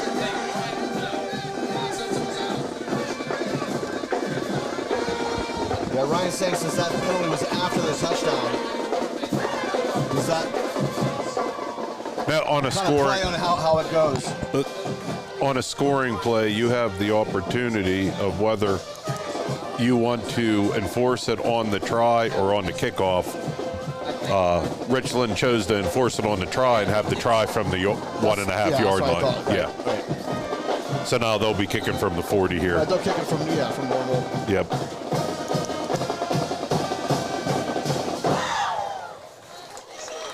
My younger brother just texted me and said, I am listening. How about that? To receive for Greater Johnstown, number 10, Daniel. That's Just kind make of sure he knows that he has eyes on him at all time. You should know that by now after you talk to him through your phone. Number 97, Mitchell Timpson. That's kind of what I expected to see out of the Rams coming out of the half there. Just walk right down the field. Not that many passes, just ran the ball to perfection. Offensive line did a great job. And in the end, that's exactly the result you want. Just walk right into the end zone for a touchdown. They got the penalty in their favor too, so then Brody Hollis got an opportunity, just walked right in for an extra 2 points. All right, so it is Mitchell Timpson to kick it off for the Richland Rams after the touchdown by Grayson Mallon. The 2-point conversion successful. Good kick. Fielded at about the 15-yard line by the Johnstown Trojans. This is Daniel Porter. Daniel Porter is taken down from behind at about the 25. Excellent special teams by the Richland Rams. That is Nate Pugh in on the stop. Tackle made by Nate Pugh and Joe McEnany. And Joe McEnany gets credit for that in on the tackle as well. So Johnstown takes over at their own 25-yard line. First down and 10 with 8:53 remaining here in the third quarter, but 22-0 Richland lead. There's still a lot of time left in this game, but who are we thinking for the chain? I was just thinking that the scoring's been spread around. Maybe Brody Hollis for that 2-point conversion. Yeah, even Joe Ragnar, we called his name quite a bit tonight. He's had, I think, an outstanding game defensively as well. And this is going to be a run out to the right side. And taken out of bounds. There's a lot of game left. Cordell Porter. There is plenty of game left, and I don't expect that to be the last touchdown that the Rams put on the board. So Nate Pugh again in on the tackle. We got Braden Nepper on the side too. He's getting a wrap job. So we got Jake Regan in at strong safety. So an 8-yard pickup on first down brings up second down and 2 on the Johnstown 34-yard line. Daniel Porter back into the shotgun. Daniel Porter hands it off. They'll try the left side of that line and strung out nicely by the Richland Rams. Brought down Joe McEnany and Grayson Malla. Looks like Nepper's back in the game. Good to see him not too banged up. Yeah, we have a downed Johnstown player. I believe that's number 2. I believe that's Cordell Porter. I think he was the ball carrier there. Yeah, he's the injured Johnstown player. And while he's down, we'll step aside as they 10 to Cordell Porter. You are listening to the Richland Ram Football Network.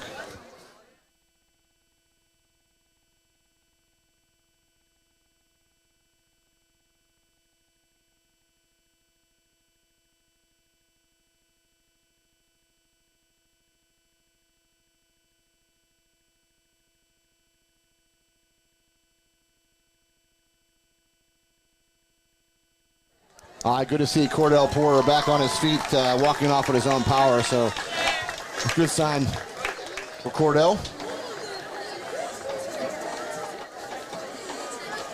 Excellent play by the Richland Rams, though, as Cordell tried to screen that out to the left side, and that line held true and just kind of strung him along and was able to take him down for no gain to bring up third down and 2. Yeah, that's a lot what we saw in the first half there. Just didn't let Johnstown get anything going. Stopped any plays before they got too big there. This could be a huge stop here, force them to punt. Although I do think that Johnstown will go for it here on fourth. 7:50 and counting here in the third quarter. Daniel Porter back into the shotgun. Richland jumps. I think Joe McEnany got a little excited there and jumped off sides, and they will hand Johnstown a first down on the penalty. Dead ball.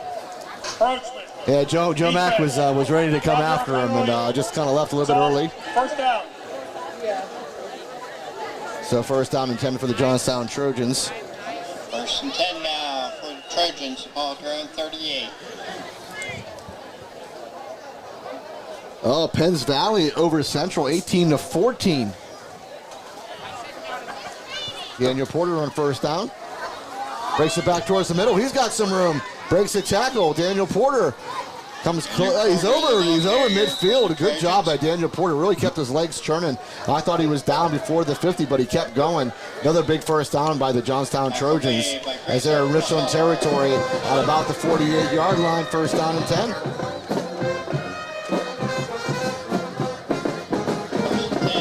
Richland needs to squash all the momentum that Johnstown has going here. Also, they're just going to keep walking right down the field. Yeah, we've seen Richland do this before, and they've come up big every time. So, but Johnstown again into Richland territory. Daniel Porter back in his shotgun.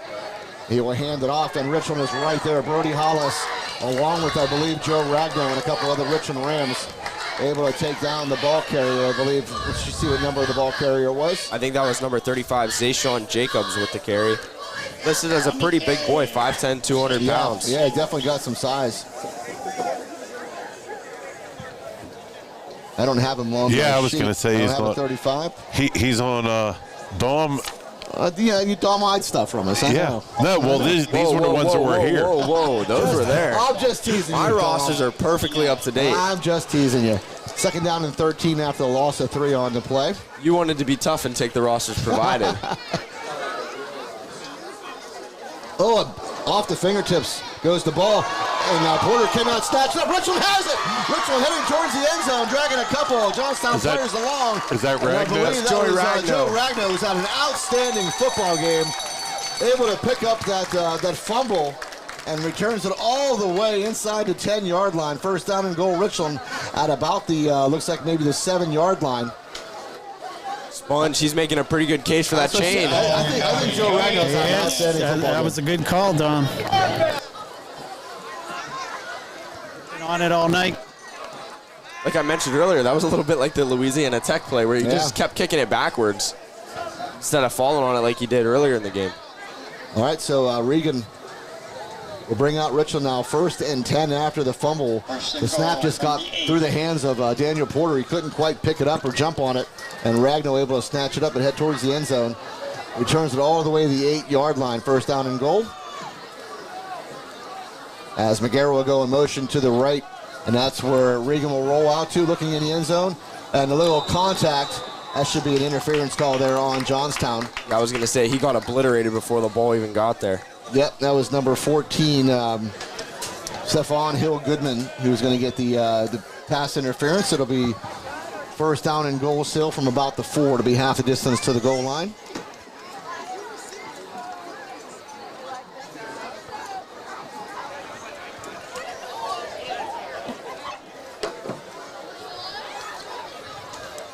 Mala will come in now and go ahead into the backfield. First down and goal, Richland from the 4-yard line. 5:58 remaining here in the third quarter. Richland leads 22-0. Defense. After distance. Replay down. Nala already has 1 touchdown running this game, 3 yards out. In the backfield again now with Jake Regan. They'll put Pugh in motion to the left. And they'll hand it off to Grayson Mala on that left side. And good job by the Johnstown front as Mala will basically get no gain. It'll bring up second down and goal from the 4.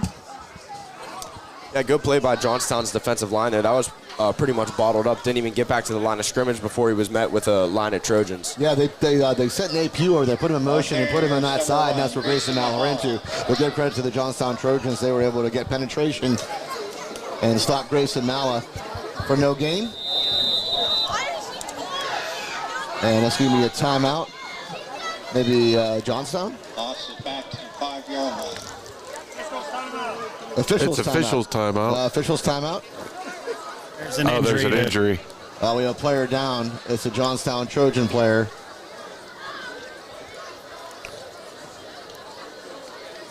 And this might be a cramp As usually when you lift the leg like that, we've seen that a lot over the years with cramping. They'll lift the leg. Sometimes they'll bring out the rolling pin and get it all loosened up. And especially in this kind of weather, it's still pretty warm out here for this time of year. And you'll see some cramping happen and back up on the feet. And I think, is that number 2 again? Can't catch the number. Sponge, is that? No, that's not number 2. 5, maybe. At any rate, off on his own power, so good to see. And we'll come back out in second goal and from the 4 for the Richland Rams. It seems like all high school players need to go home every single night and just drink pickle juice and mustard. Yeah. See, mustard, there you go. You're going to have some mustard tonight. Yeah, I definitely won't be cramping tomorrow while I'm sitting in my house watching college football. Hopefully Penn State scores enough to where I'm going to need to be running around my house cramping. But after last week, I doubt that's going to happen. All right, now we're back in the backfield. So I'm set now to the left of Jake Regan. Quick throw to Regan, looking for Arnold McGarrett on his sideline. Oh, Arnold good McGarrett catch. has it, and he is in for a Richland Ram touchdown. 4-yard pass from Jake Regan to Arnold McGarrett. Great touch and a great catch by Arnold McGarrett, keeping that foot in bounds. You only need one in high school, and Arnold got it down, and it's a touchdown for the Richland Rams. His defender there was absolutely lost. Didn't even go with him. Arnold McGarrett was pretty much 1-on-0. I don't know if he thought there was a stoppage of play or if they were just going to run it up the middle. Good call by Coach Bailey there. Caught him off guard. There was a Defensive foul. back never moved. There was just a foul.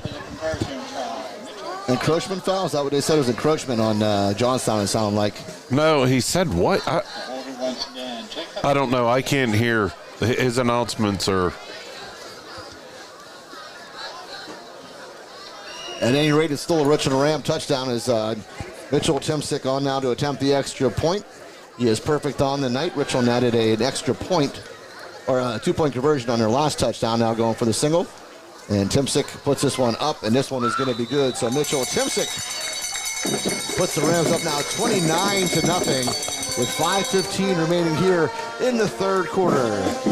All right, while we have a second break, want to give a special thanks to First Summit Bank, First Team Advertising, Able Pest Control, Advanced Office Systems, Advantage Auto Service, Aspro Landscaping Curbing, DB Homes, Beeline Express Trucking, Beauty Lawn, Best Window and Door Company, Bartolino Eye Care, Chan Soon Shong Medical Center, Dr. Edward L. DiMartino DMD, The Willow, FWF Insurance, Erie Insurance, FX Screen Printing and Embroidery, Johnstown Insider, Next Gen Amusements, Moore Dentistry, Pinnacle Chiropractic, Precious Metals and Diamonds, The Fifth Eatery and Ale House, Laurel Auto Group, RPM Signs, State Senator Wayne Langerholt, Slovenian Savings and Loan, Vantage Physical Therapy, Flair of Country, RNDT, Market Basket, Mahalco's, and Grayson Lawn Care. I feel like by the end of the year, I'm going to be able to just recite those without even having a list. You know, you would think that, but you know what?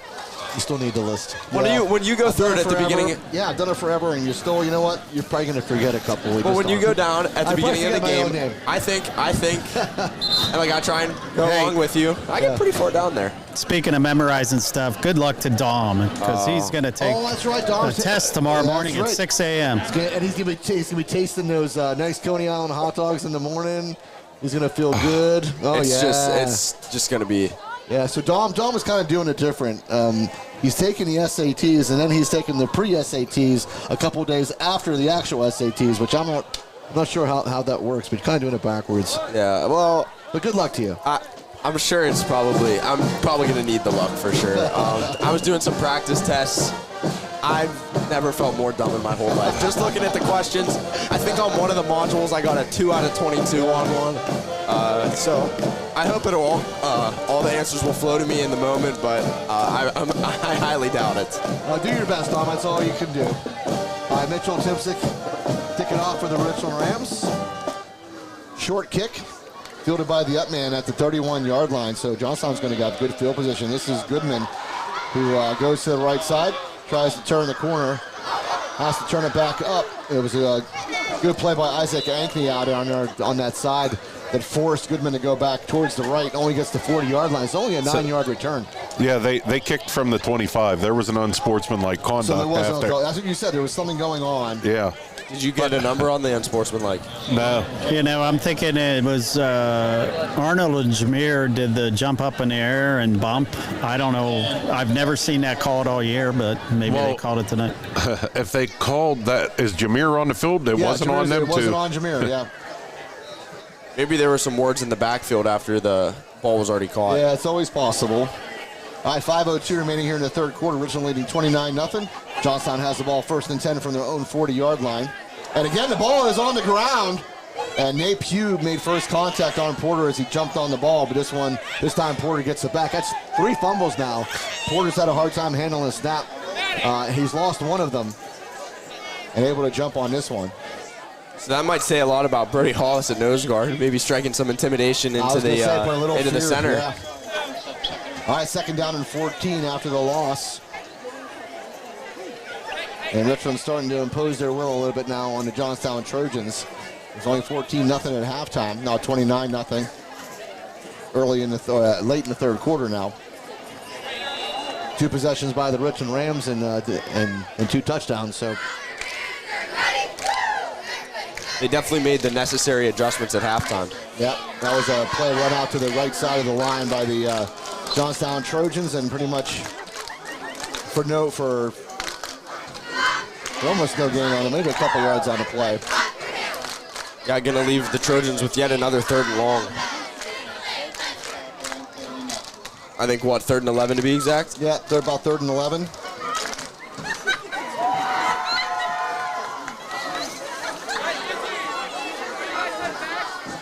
Porter checks his wristband. And another timeout on the field.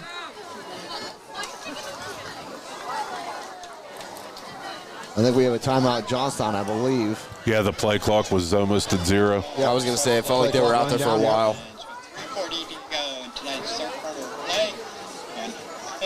Yeah, Richland now really starting to play like the Richland football team we expected to come out in the beginning of the game. Showing a lot of life. Great adjustments made at halftime, obviously, and the Richland Rams have capitalized and really executed those plays that were called.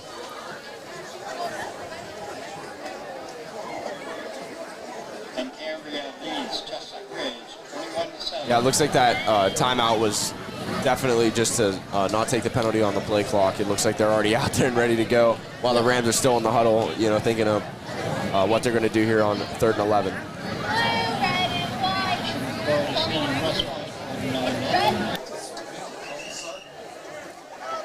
Yeah, Richland always takes their time coming out of a timeout. They wait till the last minute. Now they come running back onto the field. This to be a 3rd down. And about 11 yards. They have to get to the 50.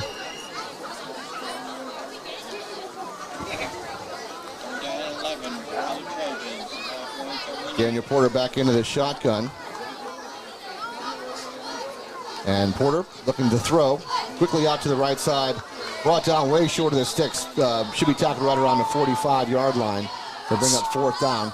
Sponge, I don't know if you saw that one, but that might have been a slobber knocker. Arnold McGarrett was holding up the ball carrier, and Grayson Mala came over and speared him. Yeah, Grayson gave a couple woos afterwards. He's fired up. Well, we heard him do a couple woos in the pregame, too. he was hyped up during the pregame. He's wooing like Ric Flair out there.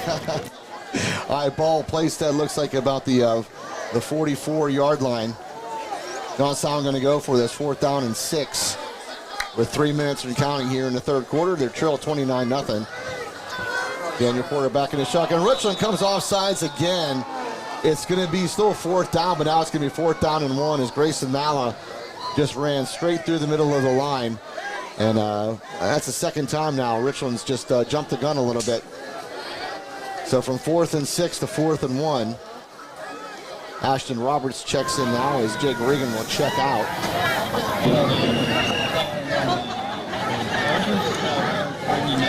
I asked referee Kyle Flick what the call was after that, and he said he has no clue. He said it was unsportsmanlike, and it must have been somebody talking. And we have a flag on the play. Is there 12 on the field? This is a pre-snap penalty. Ashton Roberts came on, but Jake Regan left the field. I mean, for the offense. Yeah, it has to be. It's going to be dead ball foul. What did he just said? Did he say legal motion? He signaled wrong. McEnany yelled "go" down on the So field. he tried to simulate the snap call For the offense, yeah, that's a 5-yard penalty. All right, yeah. So Richland making a couple of mistakes on this drive. They gave Johnstown another first down. What's the name of that penalty call? I think it is like just a. It's not deception. It's I'll think of it here in a minute. All right, so ball in Richland territory. We're going to have to be careful going to our cars tonight. It's really getting a skunk smell down here. Yep, I can smell it at about the 46-yard line. Daniel Porter tries off right tackle. Big pile up right around the 45 before he's taken down. Short gain on the play. Yeah, that'd make for a bad night. Walking to your car getting sprayed by a skunk, then you got to take that into your car and then drive home. Oh, yeah. That'd make for a long night. Joe McEnany in on the tackle. A 2-yard gain to the 44-yard line. 2nd down and 8.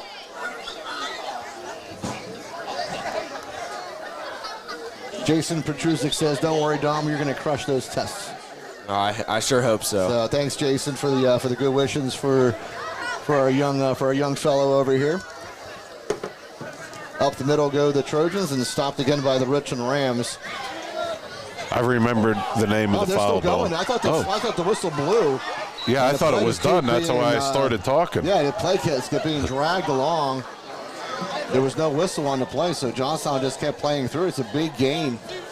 It's going to be enough for a first down. Oh, yeah, to the 30-yard line of the Richland Rams. It's actually 31 now, the Richland Rams.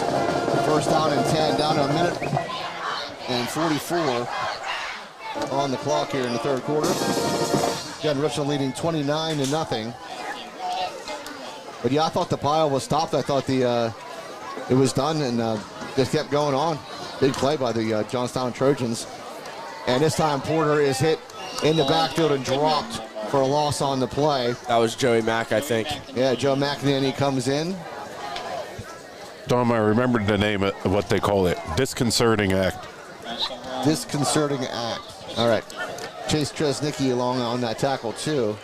So would that be the same if a defensive lineman was lined up and they gave a little jump, but didn't cross over in order to try and make the offensive lineman jump? If you think he's doing that to make the lineman jump, yeah, you can call that. Loss of 2 on the play, 2nd down and 12.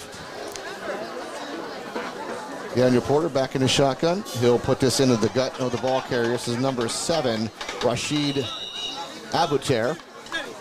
And he will get across the 30-yard line. Tresnicki on the tackle.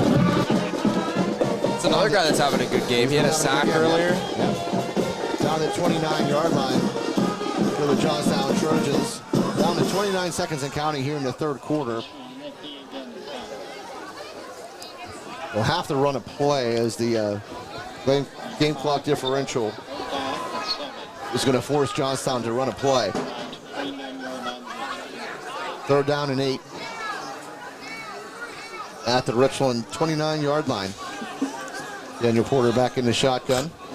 Porter back to throw, getting a heavy rush. Porter's going to go down. That's a big sack on the play.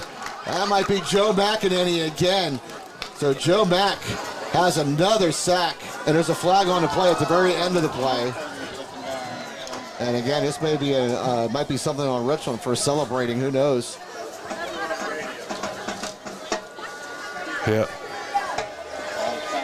It's getting a little, I don't know, a little weird for me. You're allowed to celebrate a play as long as you don't taunt the player. But this is going to be an unsportsmanlike conduct probably on Joe McEnany, I'd imagine. And that's going to hand another first down. Luckily, it won't be a first down. No, that's right. That's right. It's just a 15-yard play, but it will not result in a first down. It's still going to be 3rd down. The game hasn't seen that chirpy or chippy. I really haven't seen anything between the two teams. It seems like it's been pretty, obviously not friendly, but it's been, not chippy. People aren't fighting with each other, but But again, the Rams got a bunch of penalties. That's the third call, though, on the Richland Rams for either a personal foul or an unsportsmanlike penalty call. And really, I thought that was just kind of celebrating the play. I didn't even see what happened. What did they even do? The play counts, so it's 4th down. Yeah, but did you see what happened, though? After the play, Grayson Mala. I don't know what he did, but it looks like he might be done. So he must have gotten the other unsportsmanlike. So this would hurt because Grayson Mala, they don't lose him for this game, but he'll be lost for next game as well. Well, did he signal ejection? Yeah, hopefully he's just out for precautionary reasons and not. It's already too late. Yeah, I'm not sure because they really didn't even make a call. No. They just marked off the yardage and didn't even make a call.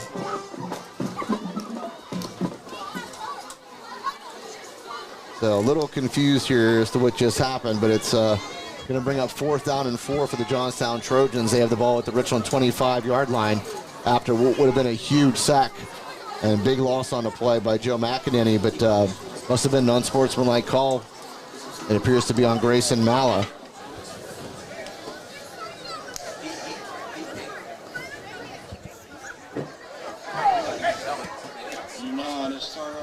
I'm trying to find Grayson on the sideline. I think he's on the bench there. Yeah, his equipment's off. Oh, I see it. Yeah, his equipment's on his side. He's got a hand on his head. 4th down and 4. All right, 4th down and 4. At 25-yard line. Yeah, that's the second unsportsman. So he is done for this game and done for next game as well. Yeah. He was done for. Yeah, that's the, can ill afford that. That's just things you don't need. That is a huge loss. That's massive. All right, and a bad snap again, or Daniel Porter just couldn't hold it, but the Richland going to take over on downs now. As that snap alluded to hands of Daniel Porter again. That's the 4th time in this game now. The ball has been lost by him. Good job by him to actually jump on it this time, not kick it away, because Joey Ragnar was coming flying in again, and this time he was not going to get tackled short for a touchdown. Yep. Yeah, but the bigger thing, that's a huge loss. Again, Grayson Mala, you lose a body like that. You'd like to do that 1-2 punch with him and Joe McEnany. And for next week, you're not going to have him. And it is Belfont coming in the Richland next week. Is that a 1 game or 2 games, Brian?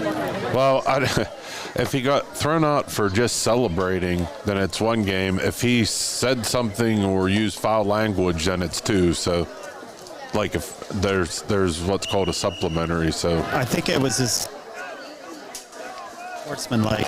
yeah, well, no, there's different levels on sportsmanlike. That's what I'm saying. Gotcha, But if he got a. There's another flag. Jameer Christian ran out to the right side. Flag came out. Ball came loose. Johnstown did jump on it, but I'm not sure what this I think I call is maybe gonna saw be. a face mask. Could be a face mask, yeah. But again, the penalty calls have not gone Richland's way again. I mean, we're in week 7, Brian, and it seems like Richland has taken the bulk of the penalty calls so far throughout this entire season. Yeah, I just got some intel. I don't believe that Grayson Mala is kicked out of the game. I don't think, or from what I've heard, I think it's just for precautionary action. Or if he did get kicked out of the game, I don't think it'll affect him playing next week. No, if he got kicked out, it'll affect next week. But I don't think he got kicked out is what I'm saying. Oh, okay. But if he is on like well, I said we don't know if this is a second Yeah. on sport. We don't even know who the unsportsmanlike calls have been on. Like, we have no idea. They're not giving us any numbers, so we do not know that. Yep. So we're hoping that they just took Mal out just to give him a rest. Maybe he was just getting a little overhyped. Just want to get him out of there so they don't risk losing him. But he doesn't look happy on the bench at all. And Arnold McGarrow breaks this one. Arnold McGarrow heading to the end zone. It is Arnold McGarrow in for the touchdown. 43-yard touchdown for Arnold McGarrow. That's his second sponge. He's making a case.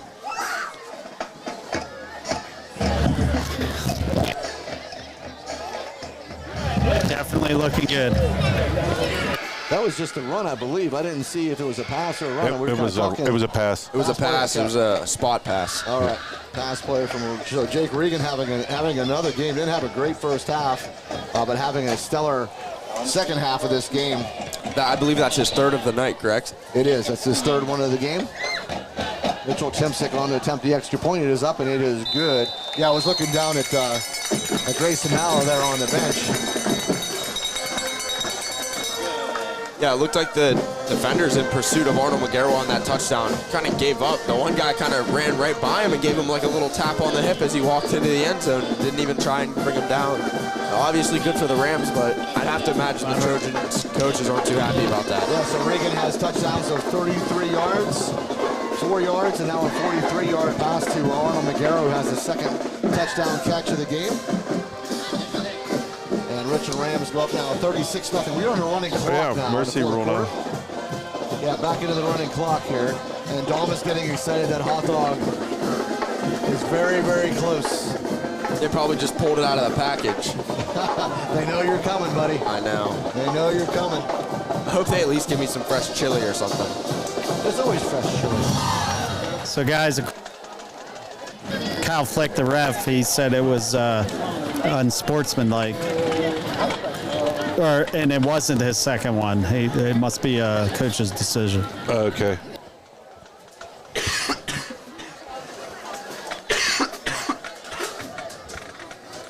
Yeah, he's definitely a guy that they can't risk losing for next week. He's such a key part of the defense. He gets a lot of carries on offense, too. I think he has a touchdown tonight. So he's definitely a guy that the Rams can't afford to lose moving on. All right, Mitchell Timsick.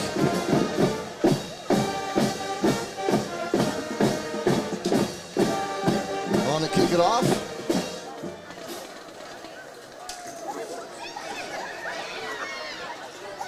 Out to the right side goes the return. Taken down on the sideline by the Richland Rams, close to the 30-yard line.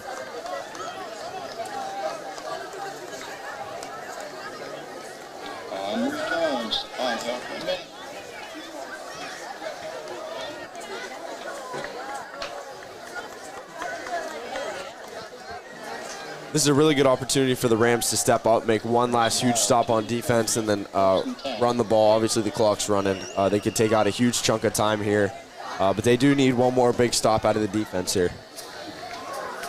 It looks like number 11, Jackson Moore, subbed in at cornerback. All right, ball to 30-yard line.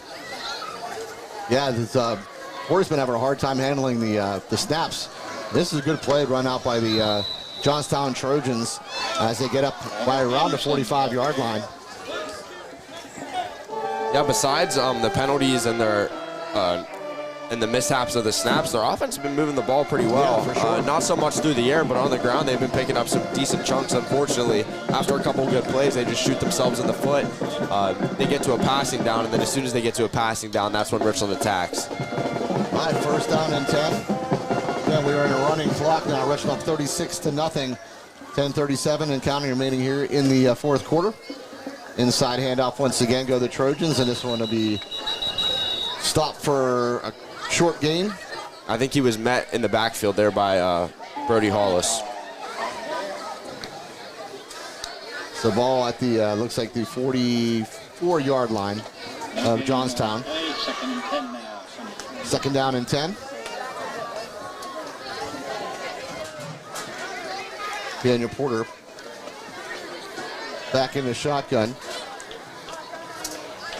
And Porter, actually it's Cordell Porter, into the Wildcat. Cordell Porter, good to see him back, by the way. He left early with an injury. Yeah, I think it was just cramps then. That's good to see him back on the field. Yeah, able to pick up a yard to the 45 before he's brought down. Kresnicki will check out. If Cordell, if Cordell Porter kept the ball on that last play, he would have been bottled up by Ashton Roberts. Third down and 9. Porter rolling out, looking down the field. Heavy pressure coming. He's taken out of bounds. Joe Good Ragno play. there first again. Yeah, Ragno and McEnany as well. I don't know. What do you think, Sponge? Bring Joey's it had the down. game that he's had. But Arnold Magaro has 2 touchdowns in the second half. Yeah, it's going to be a toss-up here. Still got 9 minutes. Yeah, still a lot of game left. Clock is running, though. We got McCord 56-0 and Guilfoyle 26-0 over Tyrone is beating Huntington. What is the score in that game now, Sponge?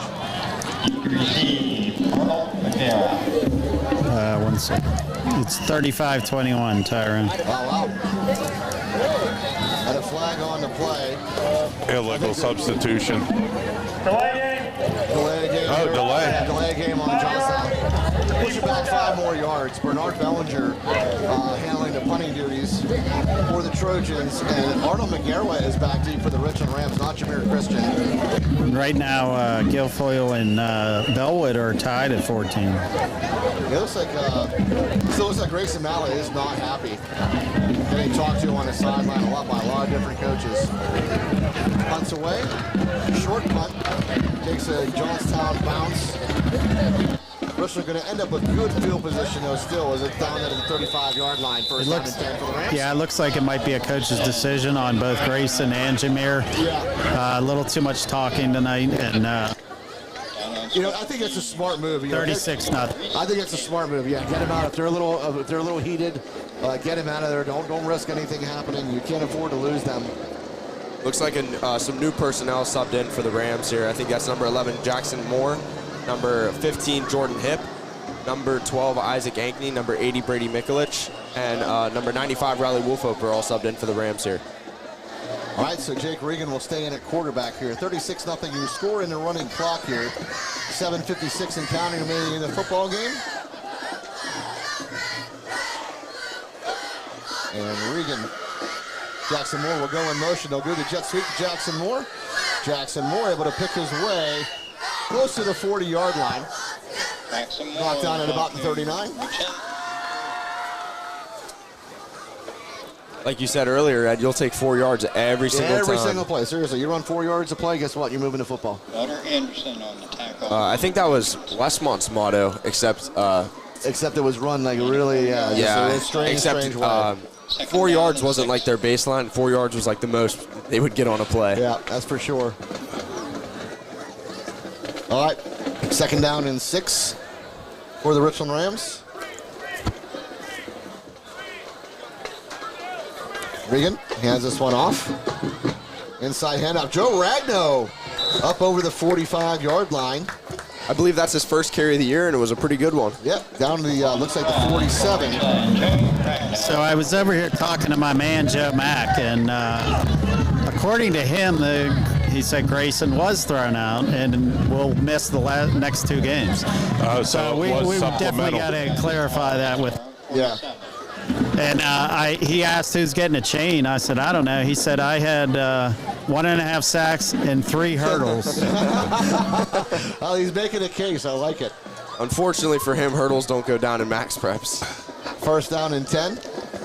Keeper, this is Jake Smith. Jake Smith, who will fall forward. Jacob Smith. And basically no gain on the play to bring up 2nd down and 10. Yeah, that's a big loss. I mean, for the next 2 games, losing him for a game hurts, but losing for 2 games really, really hurts. Again, you got to keep your emotions in check,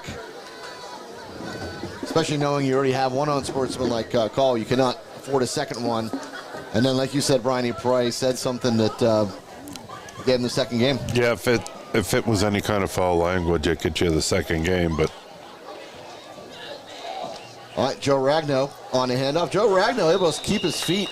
Dives close to the 50-yard line of the 49. Picks up a tough 2 yards. 3rd down and 8. I don't know, Sponge. He's running like he wants that chain. Well, I mentioned his name to Joe Mack, but Joe Mack looked at me like I was like I was crazy, like I had 3 eyes, but I don't know. I think Joe Mack just likes getting it every week. Yeah, I think Joe Ragno had one heck of a game. He was very, very, very visible on the field tonight. Oh, he had, 2 sacks, fumble recovery. He's had a couple rushes now. Yep. All right, 3rd down and 8. Coming for the Richland Rams, Jake Smith. Keeps it himself. Jake Smith runs out to the left side. Gets into Johnstown territory. By number 19, Jacob Smith. And takes it to about the 47-yard line of Johnstown. I'll bring up 4th down. Not a bad run at all there. No, pretty good. 4th down and about 4.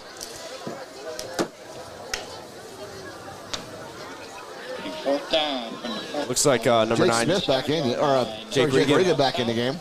What are the odds that Richland has 2 quarterbacks named Jake? Yeah, I know. Cam Yeager in the backfield now with Jake Regan. 4th down and 4. Clock at 4:30 and counting here in the 4th quarter. This game not in question. 36-0 Richland. Fake handoff out to Jackson Moore, who wanted to run with it before he had the ball. That would have been a 1st down for the Richland Rams. And he didn't look that in. He just wanted to get going. Yeah, in that situation, you just kind of have to know what's going on. Know that you just have to get in front of the marker, just catch the ball. It doesn't even matter if you get yards afterwards. Just got to reset the chains. Because he definitely had the ball at the 1st down marker, and you can see he just took a look. He wanted to get going. He wanted to make that move and get upfield, and just quite didn't look that ball into his hands. So Johnstown will take over on downs with 4:09 remaining here in the 4th quarter. Every second that clock ticks, I'm 1 second closer to eating the Coney Island hot dog. That's right. It's coming, baby.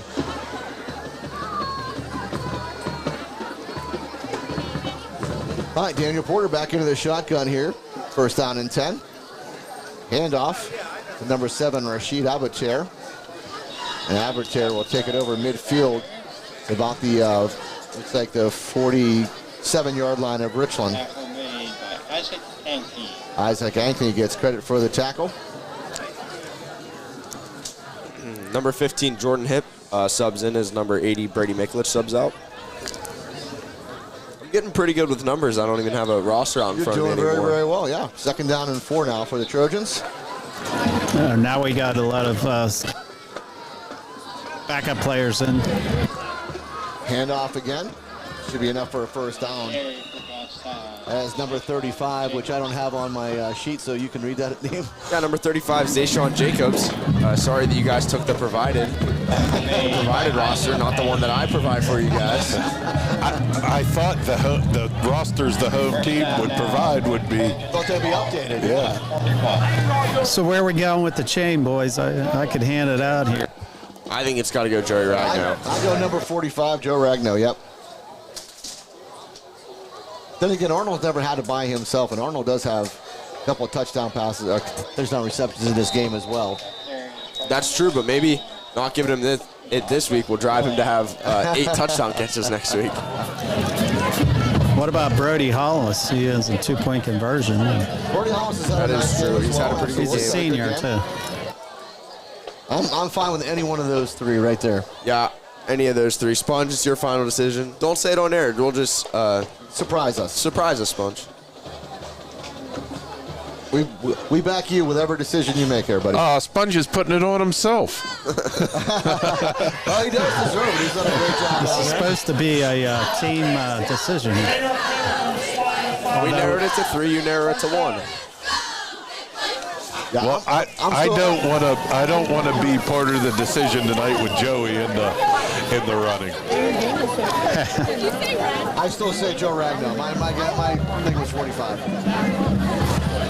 Yeah, I think I'm on the same train as Ed here. I might have to flip a coin. Whistle blows before the play is run. That was number 4, Zay Armour in at quarterback. Must have been a flag on the play. Dead ball. Ball start. Ball start on Johnstown. Offense. 5 yards. 3 first down. 2:17 on the clock here. Clock starts to run now once they set the ball. So Zay Armour in at quarterback here for the Johnstown Trojans. 1st down. And Armour will try that left side, taken down by Jake Smith from behind. Good job by Jake Smith, track down Zay Armour.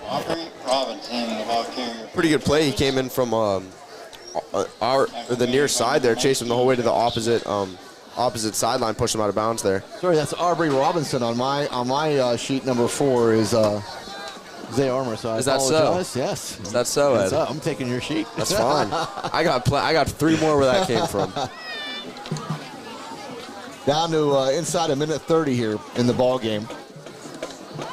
Cordell Porter hands this one off. Isaac Ankney drags down the ball carrier at about the 35-yard line.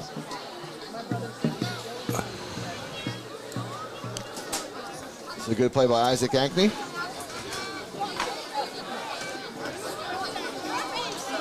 Big third down here. Yeah, third down, and looks like about 3. Third down now for the Trojans. The ball is at the Richland. A minute away, Dom. That's right. That's right. A minute and counting, that is.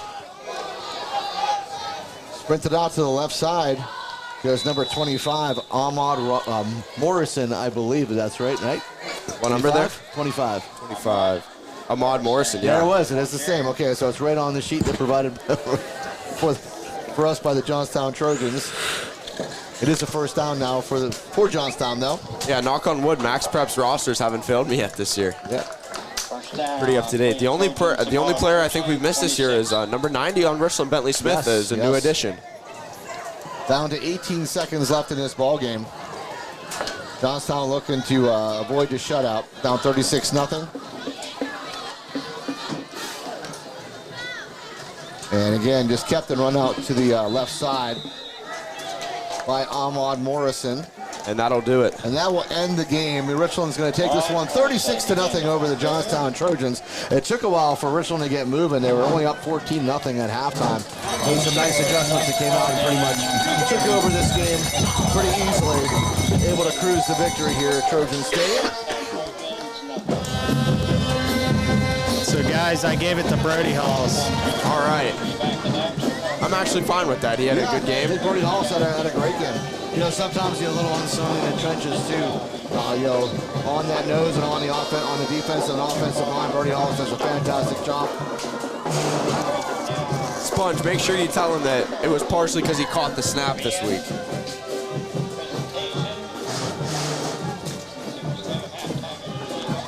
And I just spoke to Grayson Malla. He said apparently he was not thrown out of the game. So there was a personal foul and an unsportsmanlike.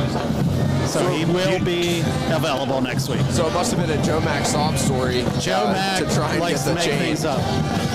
Joe Mack sob story to try to get the chain this week. Sounds good. We'll see you later. 3 hurdles though. That's pretty impressive, even though it doesn't go in Max Preps. So we 3 hurdles and 1.5 sacks. So we have good news too, Sponge. We have another person joining us at Coney Island. Robbie Nagel from the Tribune Democrat is going to join us. He might take a picture. It might be in a Tribune. Oh boy, Sponge, Wow. I have him in the Tribune. did Grayson say they called the foul a personal foul, unsportsmanlike?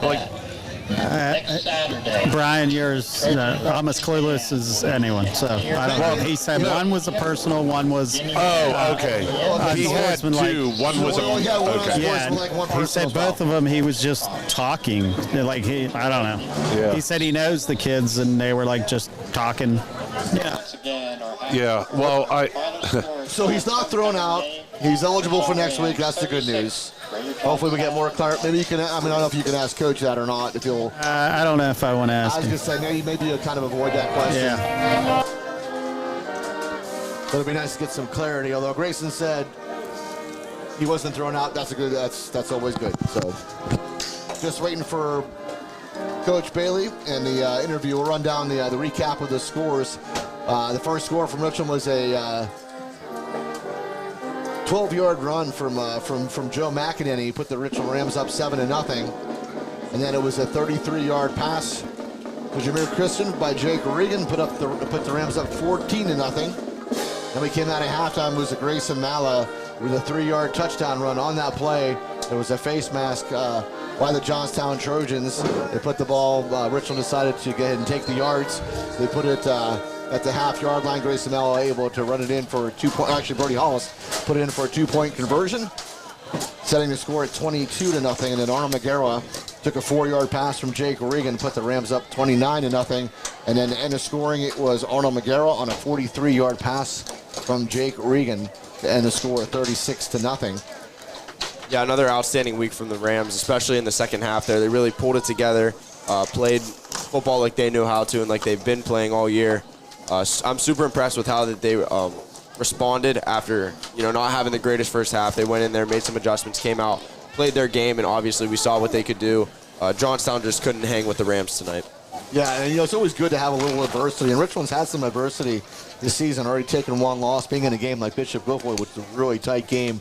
They were down a little bit in that game, came back and won. So they faced the adversity. It's always nice as you head forward. So let's face it now, we're through week 7. Richland Rams are 6-1, and we can now start talking about that playoff run that's going to be upcoming. Yeah, I think definitely first order of business, take care of the rest of the season, the rest of the regular season games. Make sure you get through those. But then your eyes got to go to the crossover game. That's a must-win game for the Rams.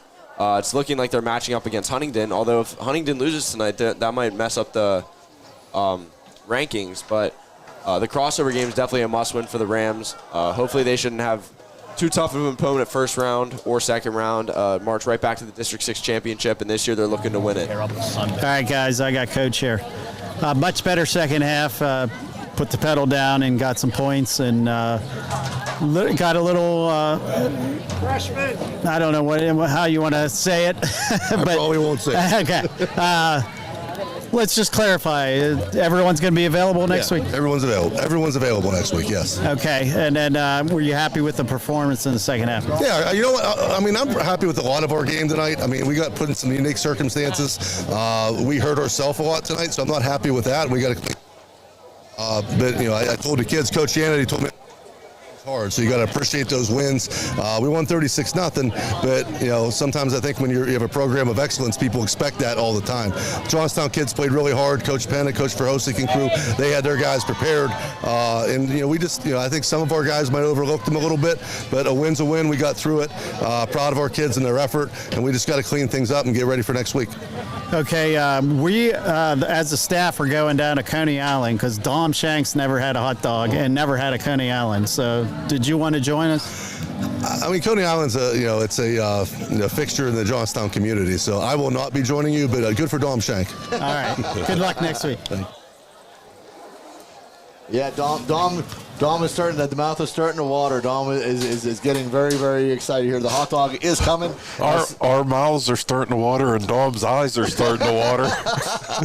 This is good fuel for take your SATs tomorrow, Dom. Just think about it that way. All right, so Richland takes this one 36-0. Here goes to 6-1. The Trojans fall to 1-6 on the season. Next week, Bellefonte will be coming into a Hurlinger Field. Big week for the Richland Rams coming out, trying to get to 8-1. So, to 7-1. So hard to believe we're through week 7 already, though. It's absolutely amazing and incredible that we are this far into the season. At any rate, we're going to get ahead and step aside. Thank you so much for listening to the Richland Football Network. Always enjoy you. Thanks to Dom Shank, Brian Schmidt, Brian Brett. I'm Ed DiMartino saying good night. See you all again next week as the Richland Rams take on the Bellefonte. What are they? The Bellefonte Red Raiders. Red Raiders. There we go. The Red Raiders coming into Hurlinger Field. So until then, have a great week, everybody. You've been listening to the Richland Ram Football Network.